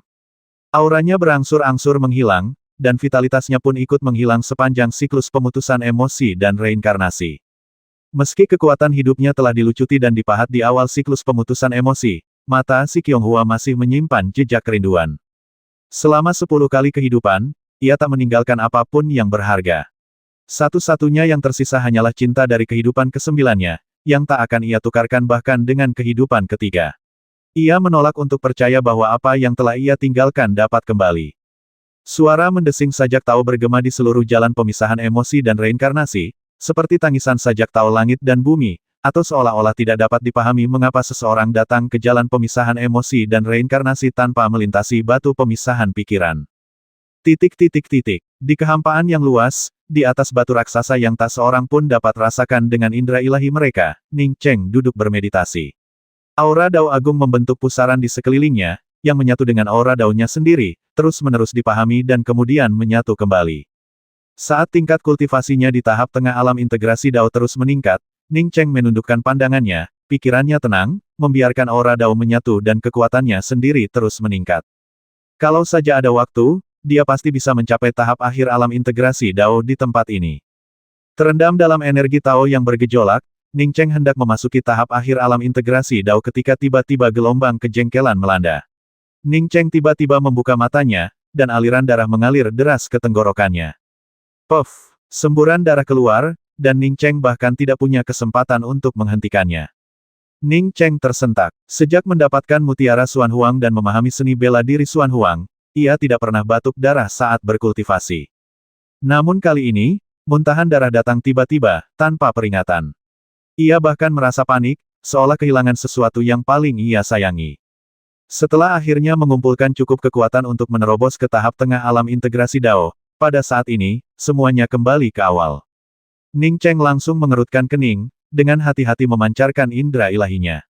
Mungkinkah seseorang sedang mempermainkannya di tempat kultivasinya, membuatnya gelisah. Duan Gantai tidak akan berani melakukannya, dan Chu Jiuyu, yang sebelumnya tidak memiliki dendam padanya, tentu saja tidak akan melakukan hal seperti itu. Terlebih lagi, mengingat kekuatan mereka berdua, mustahil bagi mereka untuk mengutak-atik barang-barang di sekitarnya tanpa sepengetahuannya. Satu-satunya kemungkinan adalah sisa jiwa yang pernah tersembunyi di dalam mutiara Xuan Huangnya. Setelah sekian lama, Ning Cheng menarik kembali indera kedewaannya, tidak menemukan sesuatu yang mencurigakan. Rasa sakit yang tak kunjung hilang masih membekas di hatinya, membuatnya semakin bingung. Setelah bermeditasi cukup lama, Ning Cheng menambahkan beberapa batasan pertahanan dan susunan pemantau ke area kultivasinya sebelum duduk untuk melanjutkan upayanya menerobos ke tahap akhir alam integrasi Dao. Menghadapi kesempatan seperti itu, jika dia tidak berusaha mencapai tahap akhir integrasi Dao, dia akan semakin tertinggal. Aura yang sebelumnya hilang kini kembali mengembun di sekitar Ning Cheng, perlahan berubah menjadi kepompong Dao besar. Kepompong raksasa itu semakin tebal dan berat, membawa aura Dao primordial yang kuat. Ning Cheng tiba-tiba berdiri, dan aura Dao di sekelilingnya semakin padat, dengan aturan yang begitu jelas hingga dapat dilihat dengan mata telanjang. Waktu dan ruang bergeser di sekelilingnya, dan Dao mengalir di bawah kakinya. Ning Cheng merasakan kedamaian, mengetahui bahwa ia akan memasuki tahap akhir alam integrasi Dao. Tak jauh dari Ning Cheng, seorang pria kurus berwajah seram tiba-tiba berdiri, matanya berkobar amarah saat menatap lokasi Ning Cheng. Ia tahu betul bahwa Ning Cheng akan memasuki tahap akhir alam integrasi Dao. Ia sangat ingin bergegas dan membasmi Ning Cheng. Namun, ia menahan amarahnya. Ia tahu betul bahwa kekuatannya masih jauh lebih rendah daripada Ning Cheng. Jika bukan karena penemuan batu bukun di sini, dia tidak akan pernah datang menemui Ning Cheng secepat ini. Bergegas ke sini sekarang paling-paling hanya akan memperpanjang waktu yang dibutuhkan Ning Cheng untuk memasuki tahap akhir alam integrasi Dao, tanpa membahayakan Ning Cheng. Sedangkan baginya, dia akan kehilangan kesempatan untuk berkultivasi di batu bukun. Ye Mo di masa lalu, Ning Cheng di masa kini, hanyalah musuh yang tak akan pernah ia lepaskan. Apapun yang menjadi miliknya, pasti akan ia rebut kembali. Bahkan jika ia tak bisa merebutnya kembali sekarang, ia pasti akan merebutnya kembali di masa depan. Api amarah pria kurus itu segera mereda. Ia perlahan duduk dan kembali memejamkan mata. Baginya, bisa menginjak batu kun dan memadatkan esensi daunnya sendiri adalah kesempatan yang tak tertandingi. Ia ingin membasmi Yemo dan Ning Cheng, dan ia sama sekali tidak bisa menyia-nyiakan kesempatan tak tertandingi ini. Yang kuat membalas dendam tidak ada kata terlambat untuk mencapainya. Sejak kapak abadi penciptaan mengembun dan pecahan teratai hijau penciptaan muncul, langit luar Xuan Huang telah menjadi pusat alam semesta ini. Tokoh-tokoh kuat dari berbagai bidang dan alam di sekitar langit luar Xuan Huang berbondong-bondong ke sana, yang menyebabkan pembagian kembali wilayah langit luar Xuan Huang. 10.000 tahun telah berlalu sejak saat itu, dan struktur kekuasaan langit luar Xuan Huang telah lama terbentuk. Meskipun pemimpin Sekte Ning Cheng dari Sekte Xuan Huang dan Yemo dari Sekte Sengdao tidak berada di langit luar Xuan Huang, Sekte Xuan Huang dan Sekte Sengdao tetap merupakan dua sekte terkemuka di langit luar Xuan Huang. Selain itu, Xuan Huang Heaven Beyond Heaven juga membentuk sekte-sekte seperti Jalan Suci Gerbang Surgawi, Sekte Suci Tiga Primal, Sekte Suci Sembilan Surga, Sekte Suci Tujuh, Souyi, Jialiang, dan Busang.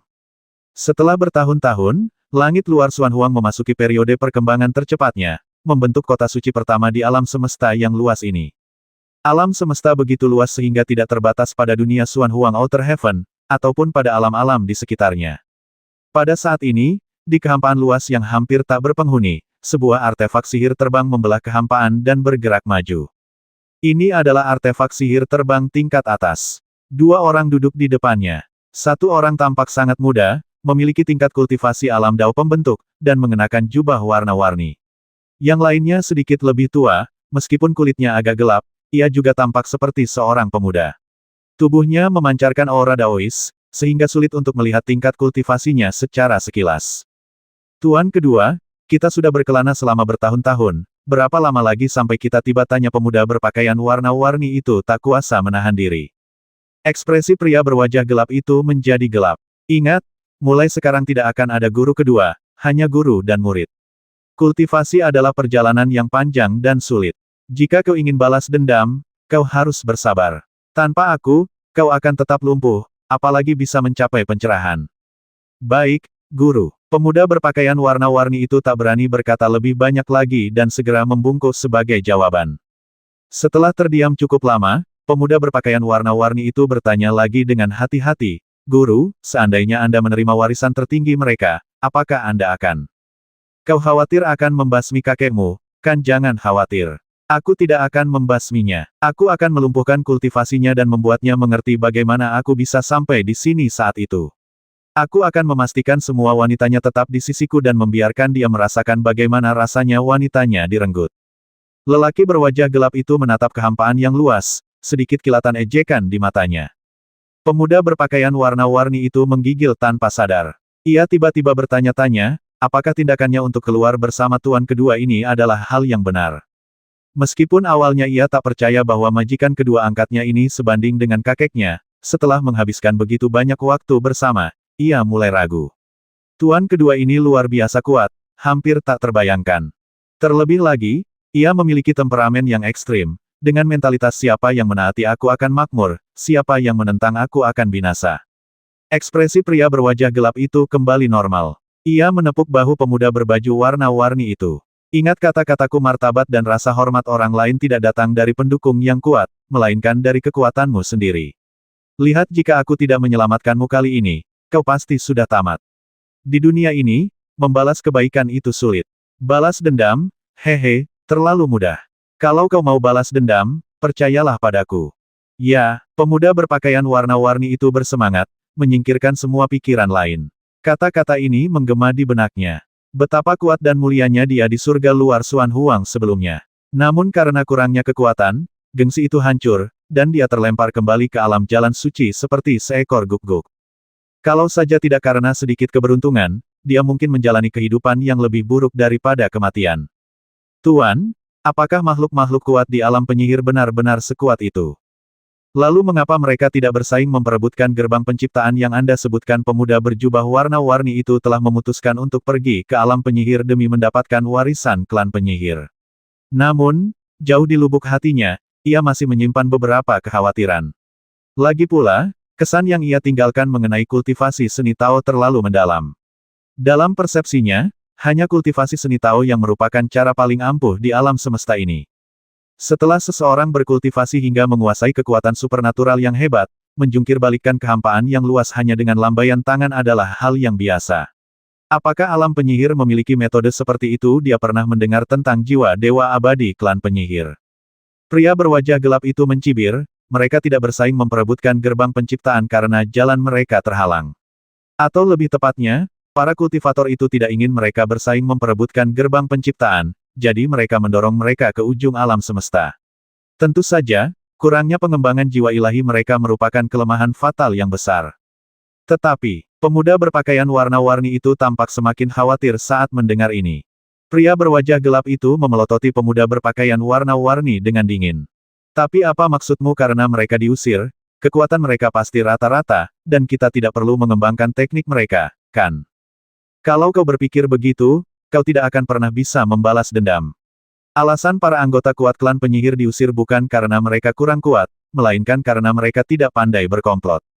Pengusiran mereka tidak ada hubungannya dengan kekuatan mereka hanya dikalahkan oleh siasat orang-orang munafik itu. Lagi pula, kita tidak hanya mengembangkan kemampuan ilahi klan penyihir, tetapi juga jiwa ilahi dan roh primordial mereka. Alam penyihir hanyalah sebuah dunia kecil di alam semesta yang luas. Banyak sekali dunia serupa yang ada di seluruh alam semesta. Akan tetapi, tidak seperti alam lain, ras di alam lain mungkin menyerahkan tanah mereka karena invasi ras asing atau pindah karena ketidakstabilan aturan langit dan bumi. Sejak tiba di sini, klan penyihir tidak pernah pindah, dan mereka menamai wilayah ini alam penyihir. Kekuatan mereka yang luar biasa mencegah ras atau individu kuat lain menduduki wilayah alam penyihir. Meskipun lokasi alam penyihir berada di tepi alam semesta yang luas, dan bahkan di luar itu terdapat kekacauan primordial, aturan langit dan bumi di sini stabil dan jelas, dan energi primordial antara langit dan bumi melimpah dan cocok untuk dikembangkan. Selama bertahun-tahun, alam penyihir semakin kuat, dan akhirnya menjadi penguasa wilayah ini. Banyak ras kecil di sekitarnya bergantung pada alam penyihir. Makhluk terkuat di dunia penyihir adalah kaisar leluhur, yang bernama Hong. Ketika klan Wu meninggalkan pusat alam semesta dan tiba di tepian alam semesta yang luas, Kaisar Zhu Hong sedang menyendiri di Wushan dan tidak pernah keluar dari penyendirian tersebut. Hari ini, Kaisar leluhur muncul dari Wushan dan mengumpulkan semua anggota kuat klan Wu untuk pergi ke Istana Kaisar Wu. Istana Kaisar Penyihir adalah bangunan paling megah di alam penyihir. Meskipun tidak terlalu mewah di dalamnya, istana ini dianggap oleh seluruh klan penyihir sebagai tempat yang paling sulit ditembus.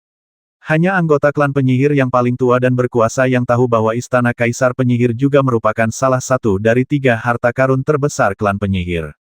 Saat ini, di Istana Kaisar Penyihir, Kaisar leluhur Hong duduk di posisi tertinggi. Menyaksikan para anggota kuat klan penyihir masuk satu demi satu, senyum akhirnya muncul di wajahnya. Klan penyihir, yang terdesak hingga ke ujung jagat raya, tidak hanya bertahan, tetapi juga tumbuh semakin kuat. Hal ini sangat menyenangkannya. Menarik diri dari konflik dan mencegah kehancuran klan penyihir adalah hal yang benar untuk dilakukan. Para anggota kuat klan penyihir yang memasuki Istana Kaisar Penyihir membungkuk hormat kepada Hong, lalu duduk sesuai urutannya. Meskipun puluhan ribu orang duduk di Istana Kaisar Penyihir, suasana tetap hening. Beberapa lonceng berbunyi, dan Istana Kaisar Penyihir yang sudah sunyi menjadi semakin sunyi senyap. Hong mengangguk puas dan berkata perlahan, sejak klan Wu kami tiba di tanah ini, kami selalu disiplin dan mandiri, dan karena itulah kami begitu kuat saat ini. Akhir-akhir ini, mungkin beberapa orang mendengar rumor yang memengaruhi masa pengasingan klan Wu kami. Pada titik ini, ia menatap pria berambut panjang yang duduk di sebelah kirinya dan bertanya, Xuanping, Qiang sudah bangun sepenuhnya, kan pergi dan bawa dia ke sini. Ya, pria berambut panjang itu membungkuk dan menjawab, lalu berbalik dan pergi.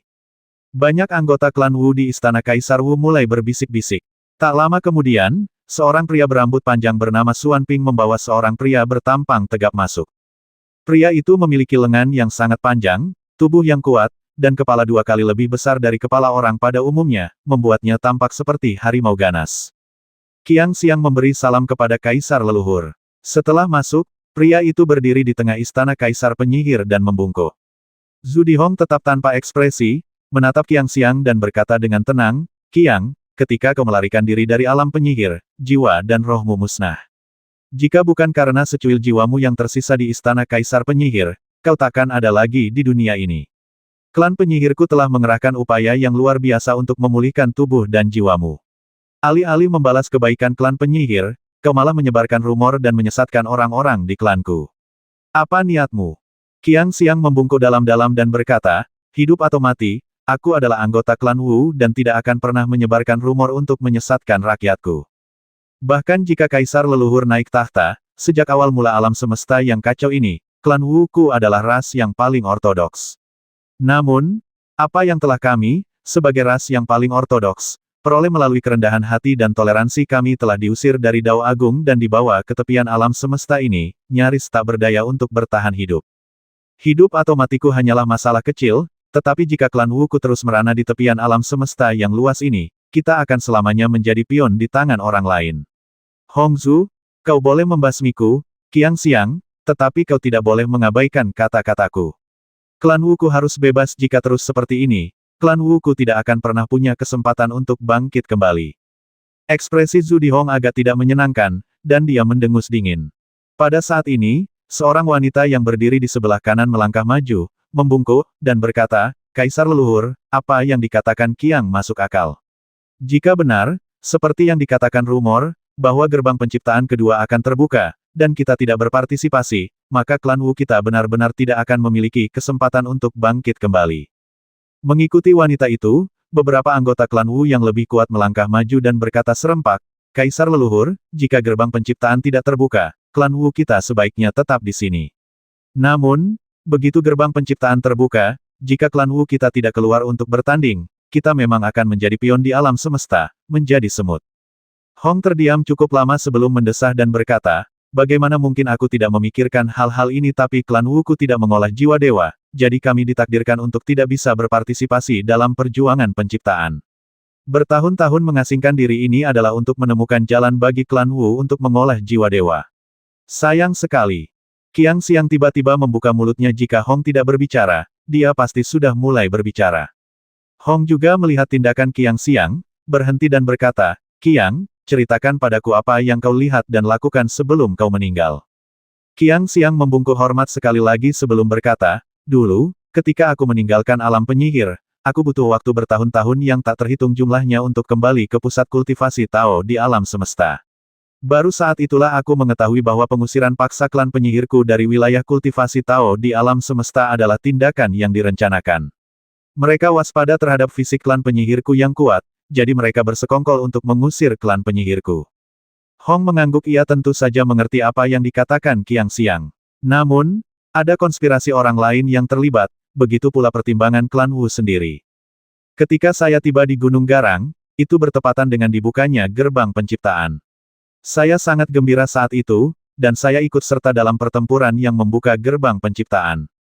Tunggu, seorang pria yang tampak sangat tua memanggil Qiang Xiang. Qiang Xiang berhenti berbicara dan dengan hormat berkata, silakan bertanya, leluhur Ji. Orang tua itu mengangguk dan berkata, Qiang, kau bilang kau ikut serta dalam pertempuran pertama untuk membuka gerbang penciptaan. Setahu saya, kekuatanmu memang sangat kuat, tapi dengan kekuatanmu saat itu, aku khawatir kau masih sedikit kurang. Wajah Qiang Xiang sedikit memerah saat ia melanjutkan, sebenarnya, agak berlebihan jika dikatakan bahwa aku ikut serta dalam pembukaan gerbang penciptaan. Aku hanya menyaksikan proses pertempuran penciptaan yang hebat itu. Aku selamat dari pertempuran itu berkat fisik klan penyihir yang kuat. Aku secara pribadi menyaksikan jatuhnya Dewa Suci Xuan Huang, dan melihat aturan mutiara Xuan Huang hancur, esensinya meluap, lalu jatuh di hadapanku. Apa mendengar ini, bukan hanya Jizu yang berseru kaget, tetapi bahkan Zhu Dihong, yang ekspresinya serius, berdiri karena terkejut. Hampir semua orang di aula menatap Qiang Xiang dengan saksama, tak seorang pun yang tak mengenal mutiara Xuan Huang. Hanya sedikit yang belum pernah mendengar tentang Dewa Suci Xuan Huang. Hong segera menenangkan diri dan menatap Qiang Xiang, lalu bertanya dengan suara berat, Qiang, apakah kau sedang membicarakan mutiara penciptaan Xuan Huang dari awal mula alam semesta kita yang kacau? Meskipun ia tahu inilah yang dimaksud Qiang Xiang, ia tetap bertanya. Ini menunjukkan betapa pentingnya mutiara Xuan Huang baginya. Qiang Xiang mengangguk, nadanya tetap serius, lalu berkata, ya. Itu memang mutiara kuning mendalam penciptaan. Karena aku mendapatkan mutiara kuning mendalam itulah aku nyaris berhasil menyelamatkan nyawaku dan melarikan diri dari Wangshan, tempat gerbang penciptaan terbuka. Mutiara Xuan Huang masih ada padamu. Meskipun Hong tahu ini mustahil, dia tak kuasa menahan diri untuk bertanya. Qiang Xiang menggelengkan kepalanya. Tidak, setelah aku mendapatkan mutiara Xuan Huang, aku menggunakan aura asal Xuan Huang untuk menemukan metode yang digunakan klan penyihir untuk mengolah jiwa suci mereka. Setelah itu, kekuatanku meningkat pesat. Kau sudah menemukan metode bagi klan penyihirku untuk mengolah jiwa dewa mereka. Hong bahkan lebih bersemangat dari sebelumnya. Mutiara Xuan Huang memang berharga, tetapi itu hanyalah dunia ciptaan. Namun, metode klan penyihir untuk mengolah jiwa dewa mereka, bagi mereka, adalah kelahiran kembali, semacam nirwana. Klan penyihir memiliki kekuatan fisik yang luar biasa, dan bahkan kemampuan supernatural mereka semuanya didasarkan pada kekuatan fisik. Satu-satunya kelemahan mereka adalah ketidakmampuan mereka untuk mengolah jiwa dewa mereka, dan justru karena itulah, klan penyihir selalu menderita kerugian besar dalam pertempuran melawan para kultivator. Jika ada banyak cara untuk mengolah jiwa seseorang, mengapa klan penyihir bersembunyi di sudut ini selama bertahun-tahun? Jizu juga sangat gembira. Ia memaksa dirinya untuk tetap tenang dan bertanya, apakah mutiara Xuan Huangmu hilang saat kau jatuh? Kalau begitu, bahkan jika klan Wuku mengerahkan seluruh kekuatannya, kita akan merebut kembali mutiara Xuan Huang milik klan Wu kita. Qiang Xiang menarik napas dan berkata lagi, aku meremehkan kelicikan para kultivator itu. Aku bahkan berpikir seseorang seperti Dewa Suci Xuan Huang akan musnah seketika, yang memungkinkan aku mendapatkan mutiara Xuan Huang. Mungkinkah jatuhnya Dewa Suci Xuan Huang itu tipuan atau mutiara Xuan Huang itu palsu? Mengetahui dirinya tidak berhak bicara, Xuan Ping, yang diundang oleh Qiang Xiang, tetap tak kuasa menahan diri untuk bertanya. Qiang Xiang berkata dengan suara berat, mutiara Xuan Huang itu asli. Jika palsu, aku takkan bisa mempelajari metode kultivasi jiwa dewa klan Wu darinya, dan aku juga takkan bisa meningkatkan kekuatanku berkali-kali lipat. Memang benar tubuh fisik Dewa Suci Xuan Huang telah musnah, tetapi jiwa dewanya tersembunyi di dalam mutiara Xuan Huang. Ketika aku memperkuat auraku sendiri, aku juga memelihara jiwa dewanya. Mutiara Xuan Huang itu akhirnya berada di sampingku. Itu memang disengaja. Akhirnya, suatu hari, dia menyerangku. Tuan Suci Xuan Huang membasmimu. Hong sedikit mengernyit. Tuan Suci Xuan Huang memang kuat, tetapi jika dia benar-benar membasmi Qiang Xiang, Hong tidak akan mudah dihadapi. Qiang Xiang menghela napas dan berkata, seandainya saja dia membasmiku, itu tidak masalah. Tapi dia merampas semua keberuntunganku, merampas seluruh hidup dan masa depanku.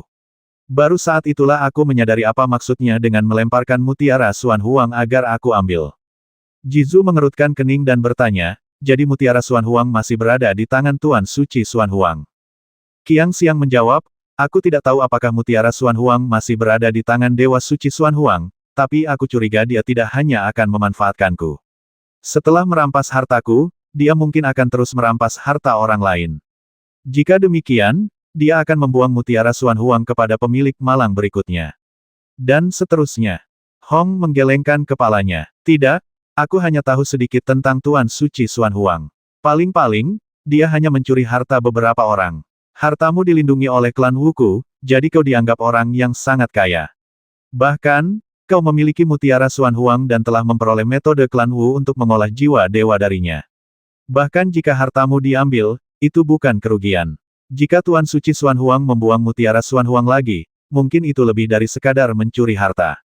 Setelah mengatakan ini, Hong terdiam. Setelah beberapa saat, ia tiba-tiba berkata, Qiang, ajari aku metode kultivasi jiwa di klan Wuku, lalu pergilah ke pohon suci klan Wu untuk merebut kembali harta milikmu. Apa kau pikir harta klan Wuku semudah itu dicuri? Bahkan kau, sang Dewa Suci Xuan Huang, pun tak mampu melakukannya.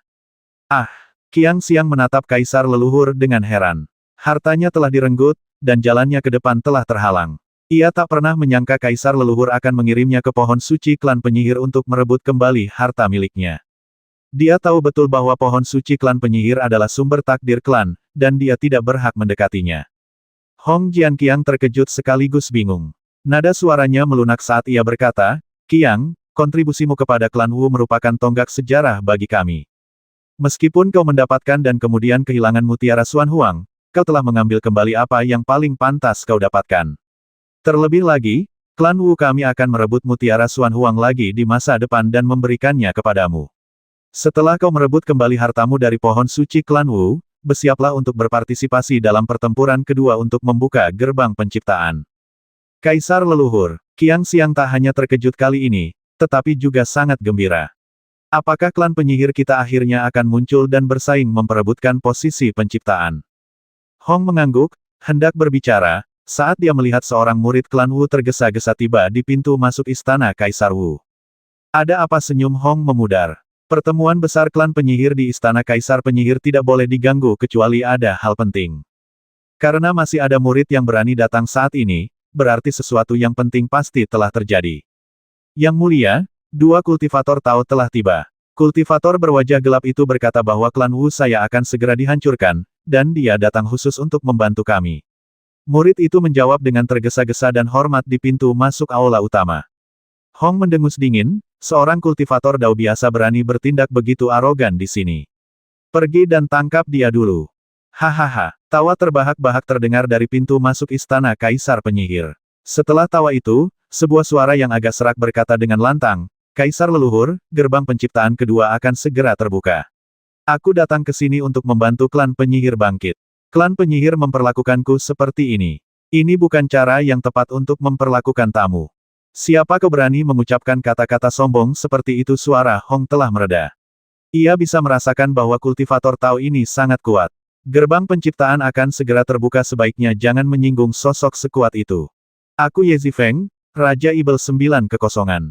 Jika leluhur Hong bersedia berteman denganku, aku akan sepenuh hati membantu klan penyihir. Jika leluhur Hong meremehkanku, aku akan segera pergi tanpa sepatah kata pun.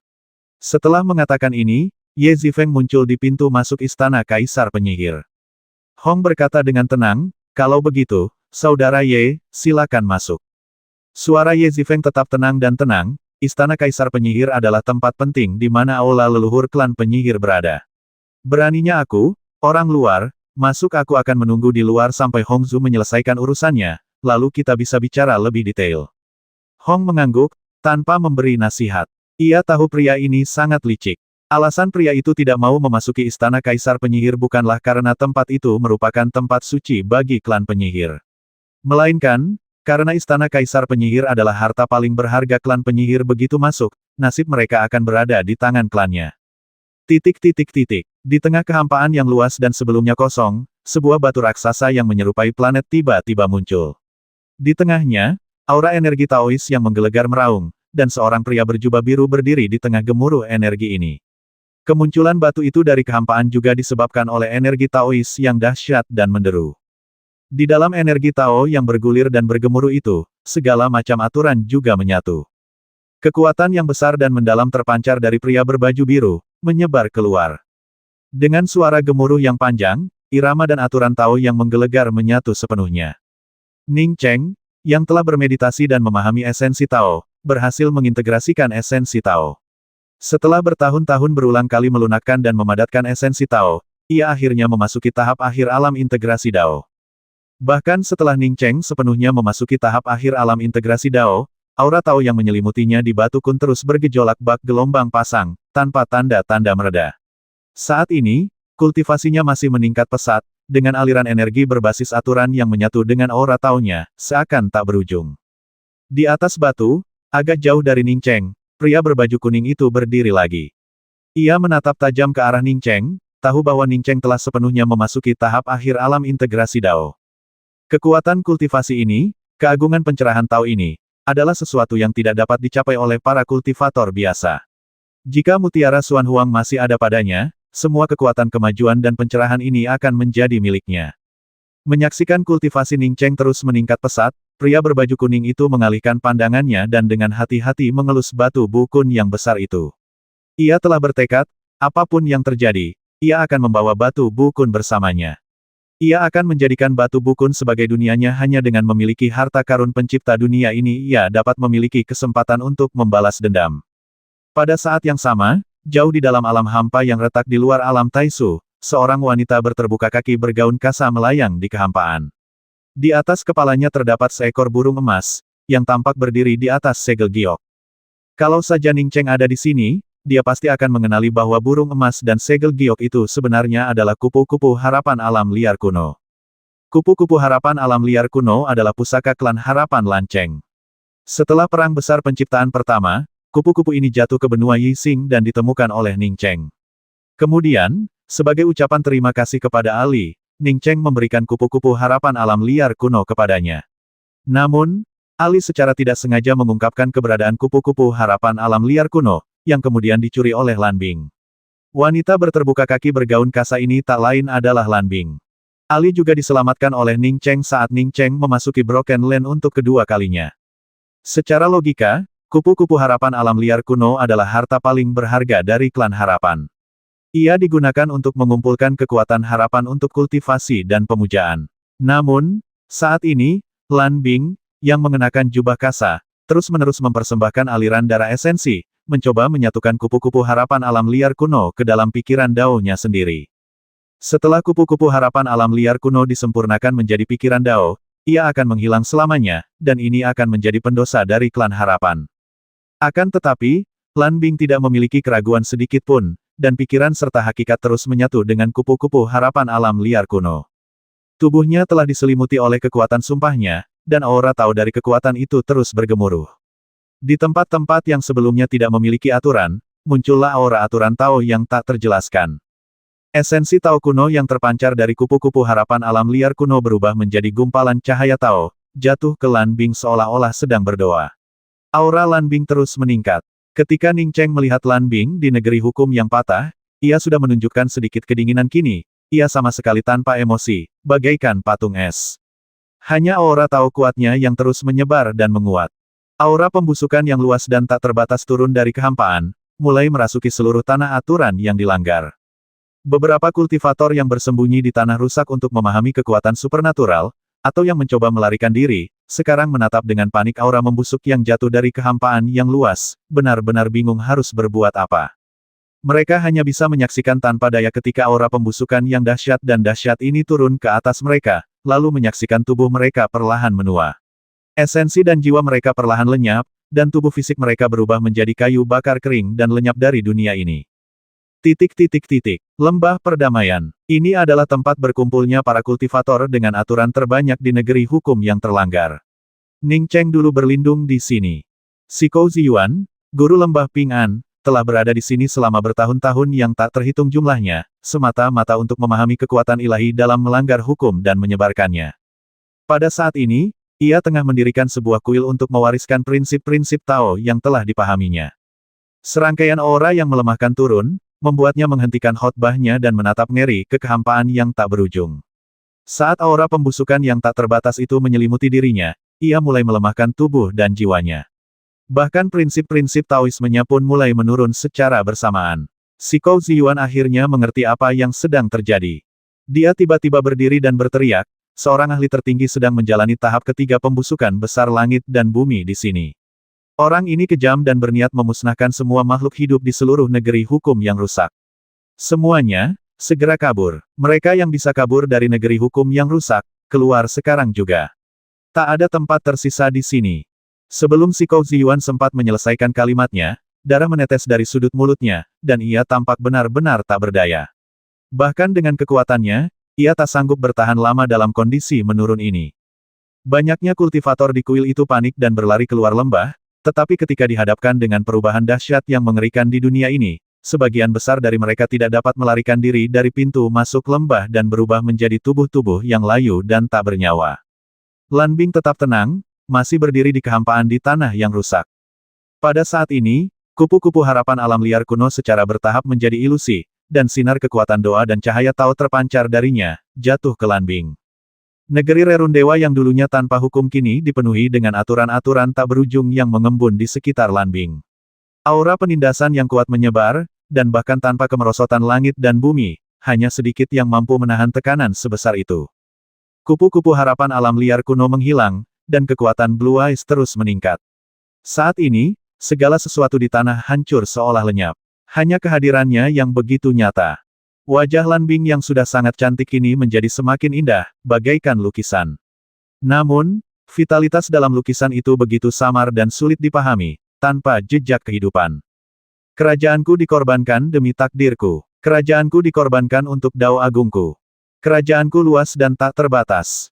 Saat Lan Bing melantunkan mantra, aliran prinsip Tao mulai menyatu, langit dan bumi mulai bergemuruh, dan tanah yang retak mengeluarkan serangkaian suara retakan. Ketika kupu-kupu harapan alam liar kuno di atas kepalanya benar-benar menghilang, Lan Bing tiba-tiba membuka matanya. Wajahnya yang tak tertandingi tanpa emosi apapun, kecuali keindahan tragis yang luar biasa. Pada saat ini, dia melangkah lagi ke dalam kehampaan, mengangkat tangan dan melambaikannya, sambil bernyanyi tanpa emosi, keinginanku untuk alam kupu-kupu terpenuhi. Ledakan, dentuman, dentuman. Raungan memekakkan telinga menggema saat negeri aturan yang dilanggar, yang telah berdiri selama kurun waktu yang tak diketahui, mulai runtuh dan tumbang. Aliran aturan penghancur kehampaan pun lenyap, menghancurkan planet-planet di sekitarnya. Sepasang sayap emas tumbuh dari punggung Lan Bing. Ia berdiri di kehampaan, menatap kejauhan yang luas dan tak terbatas, senyum mengejek tersungging di bibirnya. Pada saat itu, yang ada di matanya hanyalah semut, yang ada hanyalah abu. Semoga semua semut yang pernah menyinggungnya berubah menjadi abu. Lalu, dengan kepakan kecil sayap emasnya, tanah yang runtuh akibat aturan yang dilanggar itu runtuh dalam sekejap. Mungkin di antara mereka ada murid-murid klannya sendiri, mungkin di antara mereka ada tempat-tempat di mana klannya telah bersembunyi selama bertahun-tahun yang tak terhitung jumlahnya. Namun saat ini, di matanya, mereka semua hanyalah semut. Titik. Di batu bukun yang sama, tubuh Ning Cheng dipenuhi dengan energi Tao, dan tepat saat ia hendak melangkah ke puncak alam integrasi Dao, ia tiba-tiba merasakan getaran hebat dalam pikirannya. Ini adalah getaran dari arai pelindung Taisu, yang disebabkan oleh bombardir kekuatan tak tertandingi dari aturan Dao Agung. Alam Taisu adalah sarangnya, tempat Ruolan dan Luo Fei tinggal. Jika alam Taisu ditembus, ia tak akan pernah bisa memaafkan dirinya sendiri. Karena dia memimpin pembentukan susunan pelindung alam Taisu, dan saat kembali terakhir kali ke alam Taisu, dia menyatukan secercah jiwa ilahinya ke dalam susunan tersebut.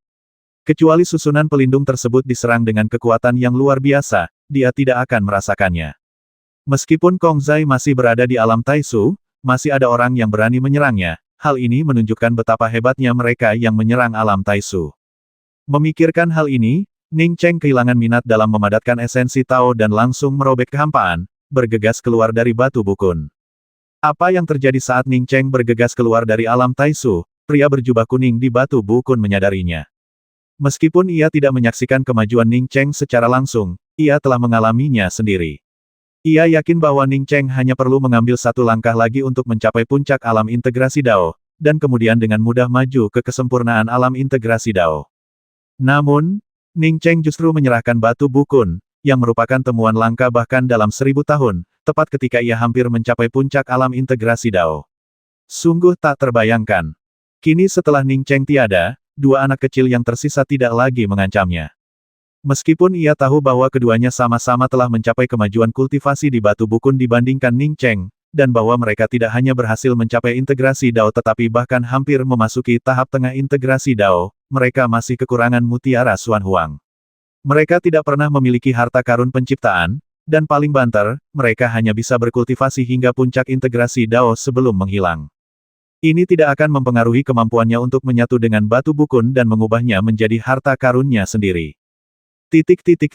Ning Cheng telah mencapai batas kecepatannya, dan ia sempat mempertimbangkan untuk membawa Ruolan dan Luo Fei bersamanya. Namun, setelah mengetahui bahwa mutiara Xuan Huang mungkin merupakan bagian dari konspirasi, ia tetap merasa agak khawatir. Ia tidak akan merasa sepenuhnya nyaman membawa keluarganya sampai ia melenyapkan penguasa Xuan Huang. Kong Zai, yang tetap tinggal di Gunung Taisu, merasa cukup tenang. Ia bertindak persis seperti yang ia katakan, bukan hanya tidak akan lagi mencoba menyatu dengan alam Taiji, tetapi ia bahkan tidak ingin pergi ke alam Taiji lagi. Ia sangat bahagia di Taisu.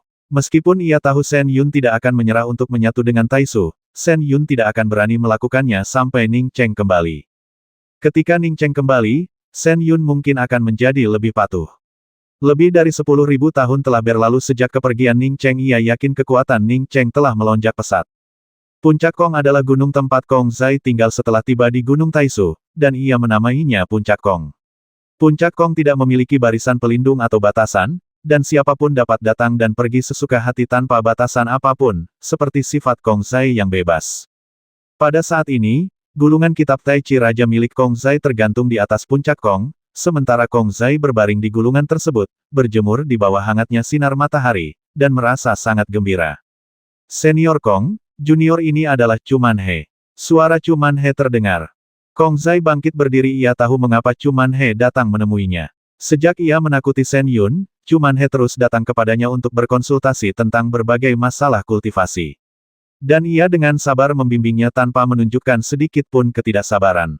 Tepat saat Kong Zai hendak bertanya kepada Chu Manhe apa masalahnya, lapisan pelindung seluruh alam Tai Su tiba-tiba mulai bergetar. Kong Zai tiba-tiba menyimpan gulungan Raja Manusia Taiji dan menyapukan indera ilahinya. Guncangan dahsyat pada susunan pelindung ini tidak dapat dicapai dengan cara biasa. Ini adalah benturan aturan tingkat tinggi dan ritme Dao, yang berarti seorang ahli yang tak tertandingi sedang membombardir susunan pelindung alam Tai Su. Kong Zai langsung teringat Xing Si hanya wanita ini yang punya kemampuan ini. Chu Manhe jelas merasakan formasi pelindung Tai Su juga dibombardir, dan ekspresinya berubah. Senior Kong, seseorang sedang menyerang formasi pelindung Tai Su-ku. Aku akan menanganinya. Kong Zai melambaikan tangannya, tidak perlu, aku akan pergi melihatnya. Bahkan mengerahkan pasukan istana Tai Su Dao pun tidak akan berguna melawan ahli sekuat itu. Kong Zai sendiri adalah seorang ahli alam penciptaan, dan ia sangat merasakan bahwa bahkan dirinya sendiri pun tak mungkin mencapai tingkat kekuatan yang sama dengan serangan yang baru saja mengenai penghalang pelindung Tai Su. Ini adalah serangan dari seorang kultivator Dao tingkat tinggi. Ia bertanya-tanya kapan Tai Su telah memprovokasi keberadaan seperti itu. Kong Senior, mengapa tidak ada seorang pun di sini? Chu Manhe mengikuti Kong Zai keluar dari barisan pelindung Tai Su dan menatap kehampaan yang luas, bertanya dengan bingung. Kong Zai mengerutkan kening, indera keilahiannya menyapu kehampaan. Setelah beberapa lama, ia berkata dengan sungguh-sungguh, sepertinya ada seorang ahli tertinggi di kehampaan ini yang telah mencapai langkah ketiga Dao. Pada titik ini, Kong Zai tiba-tiba berhenti berbicara, dan ekspresi terkejut muncul di wajahnya. Ada apa? Senior Kong, tanya Chu Manhe cepat setelah melihat ekspresi Kong Zai. Kong Zai berkata dengan sungguh-sungguh, apa yang kukatakan sebelumnya benar. Memang ada makhluk kuat yang menciptakan alam di kehampaan ini, dan tempat alam itu diciptakan adalah tanah pelanggar hukum. Negeri aturan yang dilanggar, ulang Chu Manhe. Ia tahu tentang tempat ini. Ning Cheng pernah menceritakannya. Ketika ia punya waktu, ia bisa pergi ke sana dan mencoba memahaminya. Kong Zai mengangguk dengan ekspresi yang lebih serius. Benar, tapi negeri pelanggar hukum sudah runtuh. Kalau tidak salah, runtuhnya negeri pelanggar hukum terjadi karena makhluk kuat ini menciptakan dunia di sana dan melangkah ke langkah ketiga. Pantas saja susunan pelindung Tai Su berguncang hebat. Itu adalah fluktuasi aura Taois yang terbentuk oleh penciptaan dunia oleh makhluk kuat ini. Fluktuasi energi Taois yang disebabkan oleh langkah ketiga saja sudah cukup untuk mengguncang susunan pelindung alam Tai Su sedemikian rupa, menunjukkan betapa hebatnya ahli yang telah mencapai langkah ketiga jalur Taois ini. Mengambil langkah ketiga di tempat tanpa aturan. Chu Manhe tersentak. Pengetahuan Kong Zai jauh melampaui Chu Manhe. Setelah mendengarkan kata-kata Chu Manhe, ia menjelaskan, mereka yang berhasil menciptakan dunia dengan mengandalkan alam dengan aturan lengkap kebanyakan adalah alam semu dan alam palsu. Orang ini mampu menciptakan dunianya sendiri di tempat tanpa aturan dan berhasil memasuki langkah ketiga penciptaan dunia, yang menunjukkan bahwa ia adalah seorang ahli yang tak tertandingi. Aku bukan tandingannya. Chu Manhe tersentak. Ia tahu betul kekuatan Kong Zai. Ia adalah ahli tingkat ketiga sejati, dan reinkarnasi dari makhluk yang kuat. Bahkan Kong Zai mengakui bahwa ia bukan tandingannya, menunjukkan betapa kuatnya ia.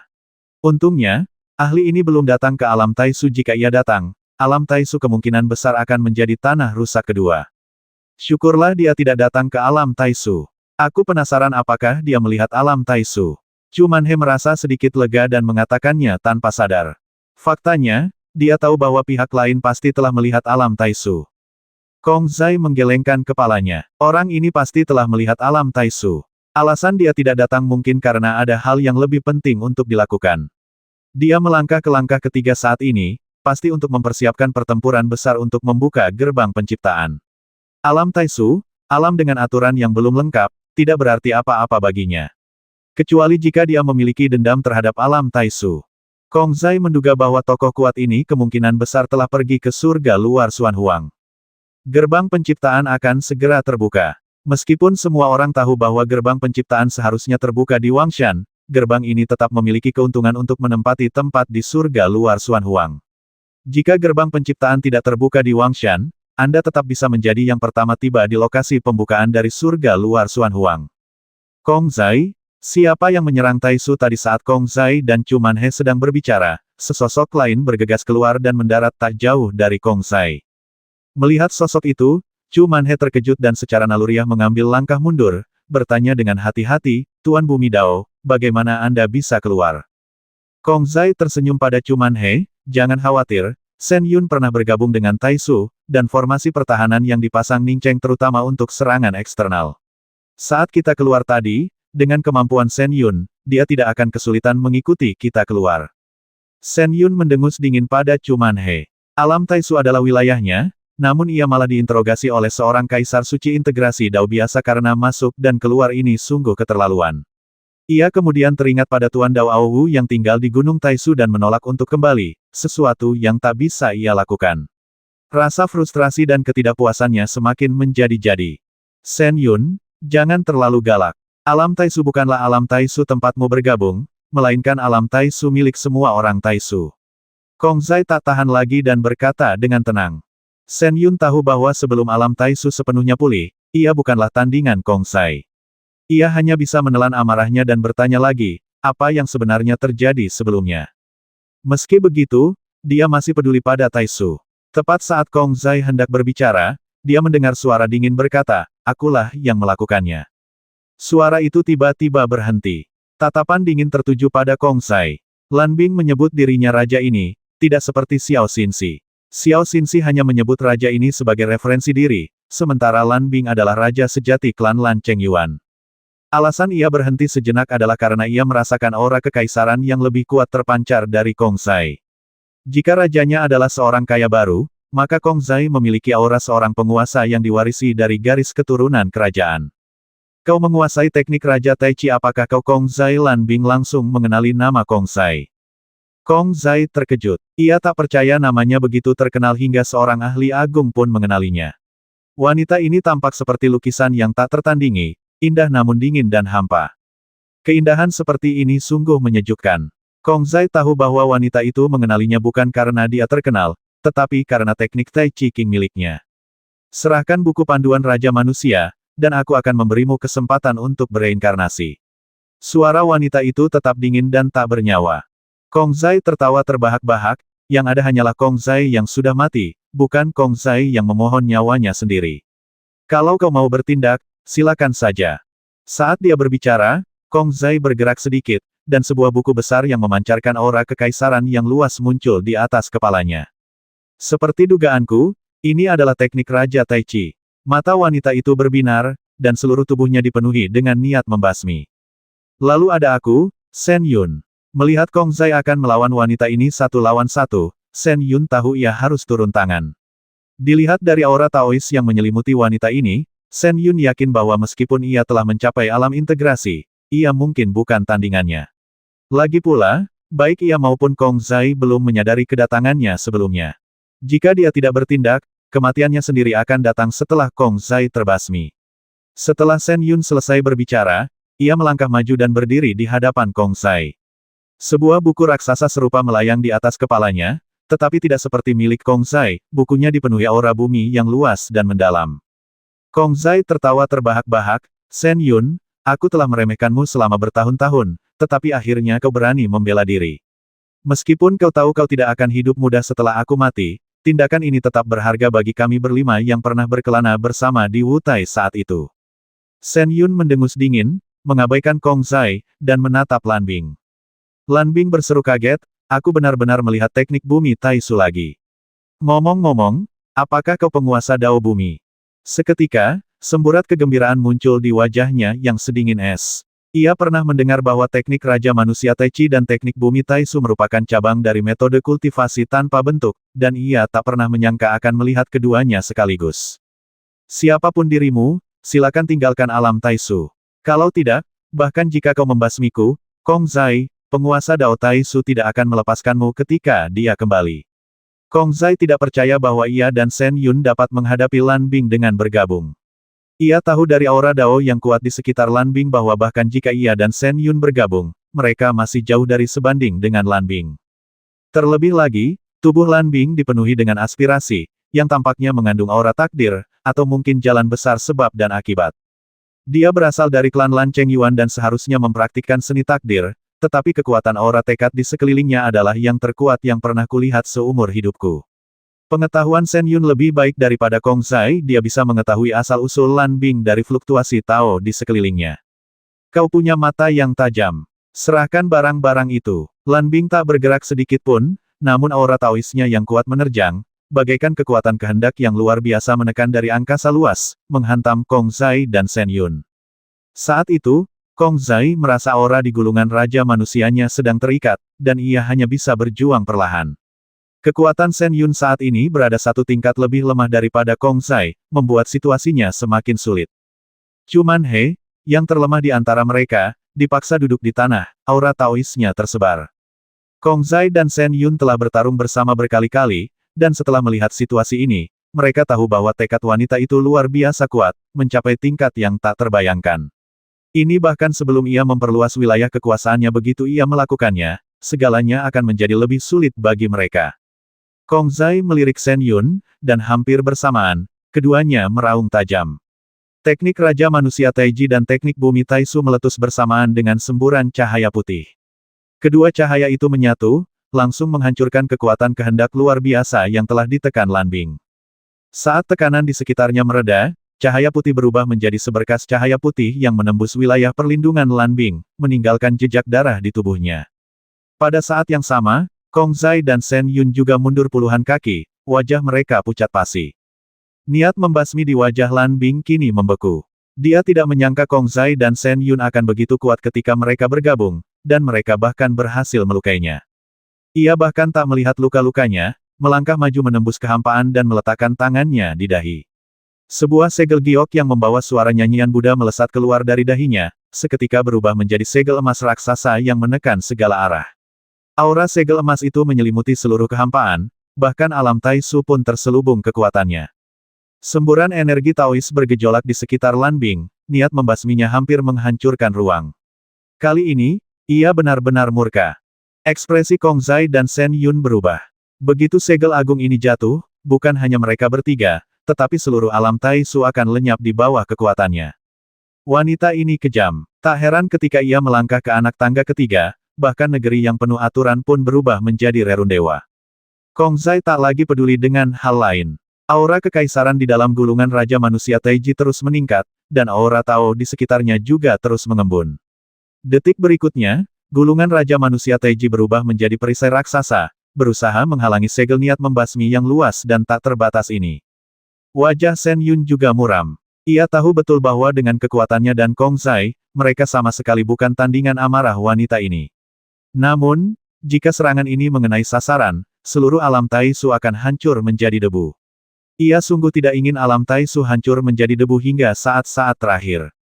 Gulungan bumi agung juga menjadi berat, memadatkan semua aturan dan esensi daunnya, ingin bergabung dengan Kong Zai dalam memblokir serangan destruktif wanita ini.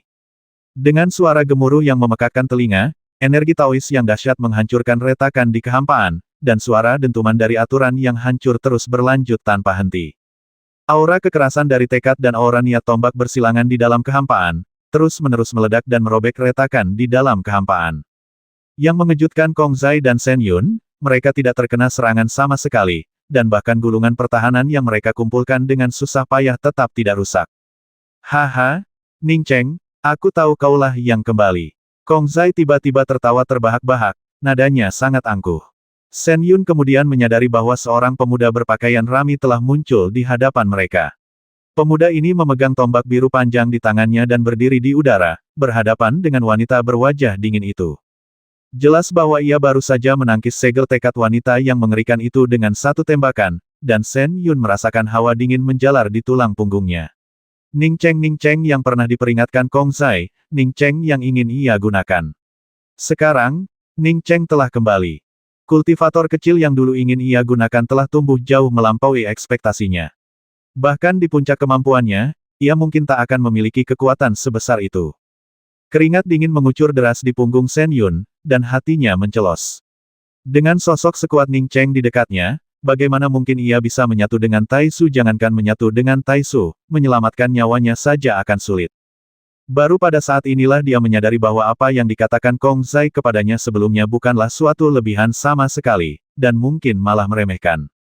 Kekuatan Ning Cheng jauh melampaui kendalinya, sungguh menggelikan bahwa dia masih berpikir untuk menggunakan Ning Cheng untuk memperbaiki alam Taisu, dan kemudian Ning Cheng berbalik dan tersenyum pada Kong Zai, "Saudara Kong, terima kasih banyak." Setelah berkata demikian, dia mengangguk kepada Shen Yun dan Chu Manhe di sampingnya, lalu menatap Lan Bing yang dingin dan menyendiri di depannya. "Lan Bing, haruskah aku memanggilmu Raja Lan Cheng Yuan atau kupu-kupu liar kuno?" Sejak Ning Cheng muncul dan menangkis segel besar kekuatan harapannya dengan satu tusukan tombak, Lan Bing berada dalam kondisi syok. Ia tentu tahu kekuatannya sendiri. Ia berasumsi jika bertemu Ning Cheng lagi, ia bisa langsung menghabisinya. Namun kenyataannya, tusukan tombak Ning Cheng tidak hanya dengan mudah menangkisnya, tetapi aura daunnya yang menekan juga mencegah wilayahnya sendiri untuk mengalahkannya. Ini terlalu kuat. Ning Cheng hanyalah seorang kaisar suci di tahap akhir integrasi Dao. Bagaimana dia bisa begitu kuat? Apa maksudmu? Hati Lan Bing bergetar, tetapi nadanya tetap tenang dan kalem. Ning Cheng begitu kuat, mungkinkah dia tidak bisa membasminya bahkan setelah menciptakan wilayahnya sendiri? Selama wilayahnya bisa menampung Ning Cheng, dia masih punya kesempatan untuk melenyapkannya. Saudara Ning, orang ini mungkin tidak kalah kuat dari Xing Si, kekuatannya sungguh luar biasa, kata Kong Zai dari samping. Ning Cheng tersenyum tipis, dia tidak sebaik Xing Si, tapi orang yang mendapatkannya mungkin tidak lebih lemah dari Xing Si. Hanya saja, tekadnya aneh dan memang sulit untuk ditolak. Ning Cheng sudah bersendewa dengan kekuatan tekad yang aneh. Memang Kong Zai dan Shen Yun tidak sekuat Lan Bing, tetapi itu juga terkait dengan kekuatan tekad. Siapa yang mendapatkannya bukan hanya Kong Zai, bahkan Shen Yun yang gelisah pun tercengang dan bingung. Ning Cheng menatap Lan Bing dengan tenang dan menjawab, "Aku pernah melihat orang ini sebelumnya. Dia Ratu Klan Lan Cheng Yuan, bernama Lan Bing. Dia awalnya memiliki masa depan yang cerah. Seseorang yang kukenal bahkan pernah memintaku untuk melepaskannya. Tapi dia menghancurkan masa depannya sendiri dengan mencoba bergabung dengan kupu-kupu harapan alam liar kuno untuk menciptakan dunia. Bukankah itu sama saja dengan mencari kematian? Dia menyatu dengan kupu-kupu harapan alam liar kuno untuk menciptakan dunia." Shen Yun melupakan kesulitannya sendiri dan berseru kaget. Dia pernah mendengar tentang kupu-kupu harapan alam liar kuno. Itu adalah harta karun kekuatan harapan yang tak tertandingi. Bagaimana kau tahu? Lan Bing menatap Ning Cheng dengan takjub, hanya tahu bahwa ia telah menyatu dengan kupu-kupu harapan alam liar kuno untuk menciptakan dunia. Bagaimana Ning Cheng tahu? Ning Cheng tertawa terbahak-bahak, "Kupu-kupu harapan alam liar kuno adalah yang kukembalikan ke klan harapan, dan aku bahkan memurnikan sebagiannya sendiri. Katakan padaku, mengapa aku harus menyerahkan sesuatu yang tak lain adalah harta karun purba dan bahkan dekat dengan alam kekacauan, alih-alih terus memurnikannya?" "Kenapa?" tanya Lan Bing tanpa sadar. "Kenapa? Karena kupu-kupu harapan alam liar kuno adalah harta karun ajaib yang kuat, dipenuhi dengan kekuatan harapan yang luar biasa. Harta karun semacam itu hanya bisa disembah, terus-menerus mengumpulkan kekuatan harapan para penganutnya di surga dan bumi. Selama bertahun-tahun yang tak terhitung jumlahnya, kekuatan harapan yang terkandung dalam kupu-kupu harapan alam liar kuno tak terukur. Kau punya nyali, berani menyatu dengan kupu-kupu harapan alam liar kuno untuk memadatkan dao agungmu sendiri dan menciptakan alam kupu-kupu harapan. Bukankah kau sedang mencari kematian? Jika kupu-kupu harapan alam liar kuno bisa menyatu dan tercipta semudah itu, apakah giliranmu?" Lan Bing, kata Ning Cheng sinis. Untuk memahami masalah kekuatan harapan, ia mulai menelitinya sejak ia mendapatkan segel harapan giok. Baru setelah mencapai tahap kekacauan primordial, ia samar-samar merasakan bahwa kupu-kupu harapan alam liar kuno mungkin tidak mudah digunakan, dan bahkan sebagai artefak magis, itu bukanlah hal yang baik. Karena itu, setelah menggunakan kupu-kupu harapan alam liar kuno sekali, ia tidak pernah menyempurnakannya lagi. Kemudian, setelah ia mencapai Dao, gagasan ini menjadi semakin jelas. Saat memasuki tahap akhir integrasi Dao di Batu Bukun, pemikiran Daoisnya menjadi jernih, dan ia memperoleh pemahaman yang jelas tentang ritme Daois langit dan bumi. Prinsip ini pun menjadi jelas secara alami. Saat bertarung dengan Lan Bing, dia menyadari bahwa alasan utama mengapa Lan Bing begitu kuat bukanlah karena Lan Bing sendiri, tetapi karena dia telah menciptakan alam kupu-kupu harapan dengan menyatu dengan kupu-kupu harapan alam liar kuno. Ini mungkin bukan momen terkuat Lan Bing. Setelah ia sepenuhnya menyatu dengan kupu-kupu harapan alam liar kuno dan benar-benar membentuk alam kupu-kupu harapan, ia mungkin tidak akan jauh lebih lemah dari Xing Si sebelumnya. Kong Zai tertawa terbahak-bahak, "Aku mengerti sekarang. Wanita ini pada akhirnya akan menjadi roh kupu-kupu harapan alam liar kuno, dan kemudian digunakan sebagai senjata ajaib oleh seorang ahli tertinggi." Ning Cheng menghela napas dan berkata, Kalau dugaanku benar, memang seharusnya begitu. Dia masih sadar sekarang, tapi apa kau tidak menyadari kalau dia sudah kehilangan kekuatan hidup begitu kesadarannya lenyap, dia akan menjadi roh artefak magis yang utuh. Saat itu, kupu-kupu harapan alam liar kuno akan semakin kuat, aku khawatir. Ning Cheng tiba-tiba teringat tombak Dewa Penciptaan, dan kupu-kupu harapan liar kuno adalah versi lain dari tombak Dewa Penciptaan. Setelah mencapai puncaknya, mungkin hanya kapak abadi penciptaan yang dapat menebasnya. Roh kupu-kupu Ning Cheng tiba-tiba teringat mutiara Xuan Huang-nya lagi. Menurut roh hampa yang ditemuinya di alam pembantaian, mutiara Xuan Huang mungkin telah dibuang oleh Dewa Pencipta dan sekarang sedang mencari roh pencipta. Mungkinkah kupu-kupu harapan alam liar kuno juga seperti itu? Apakah ia dibuang begitu saja oleh makhluk kuat yang sedang mencari roh kupu-kupu harapan? Tapi gagasan itu terlalu absurd. Satu hal yang diyakini Ning Cheng adalah, terlepas dari apakah kupu-kupu harapan alam liar kuno sengaja dibuang oleh sosok yang kuat, Lan Bing pasti akan menjadi roh kupu-kupu harapan alam liar kuno. Benar, saat wanita ini tiba, aku merasa dia bukan makhluk hidup. Ternyata dia akan menjadi dewa. Kong Zai mengangguk, menyetujui kata-kata Ning Cheng.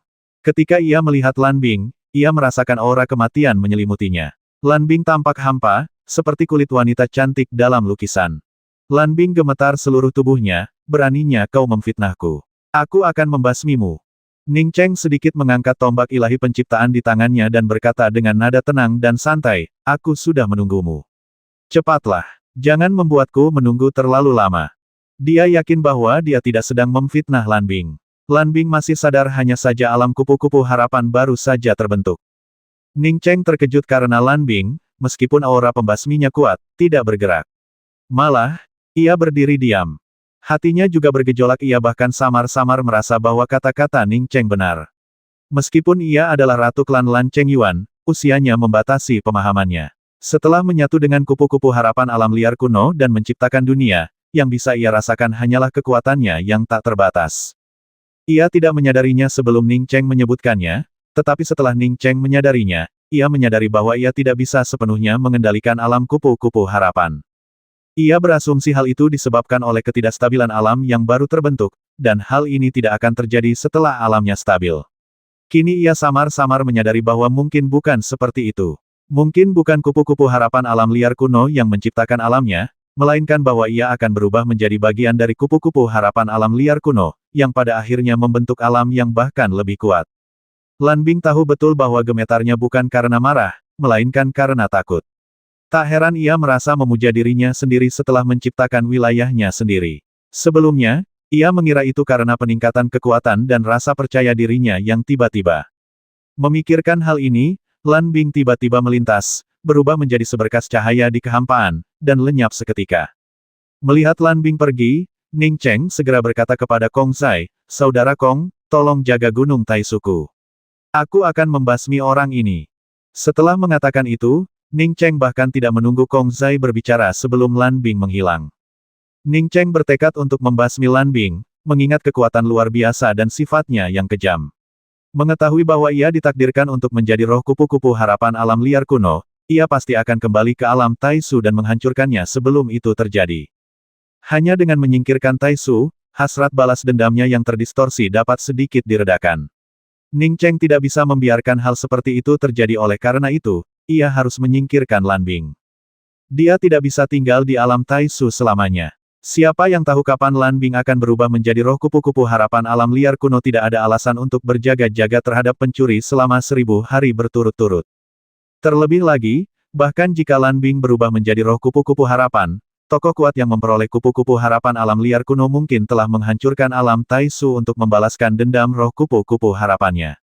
Ning Cheng bertekad untuk tidak membiarkan ini terjadi, ia harus menyingkirkan Lan Bing. Ning Cheng tidak pernah menyukai klan Lan Cheng Yuan, dia merasa ada yang aneh tentang mereka. Apakah dia Dao Jun Ning Cheng? Setelah Ning Cheng dan Lan Bing pergi, Shen Yun tersentak dan bertanya dengan heran.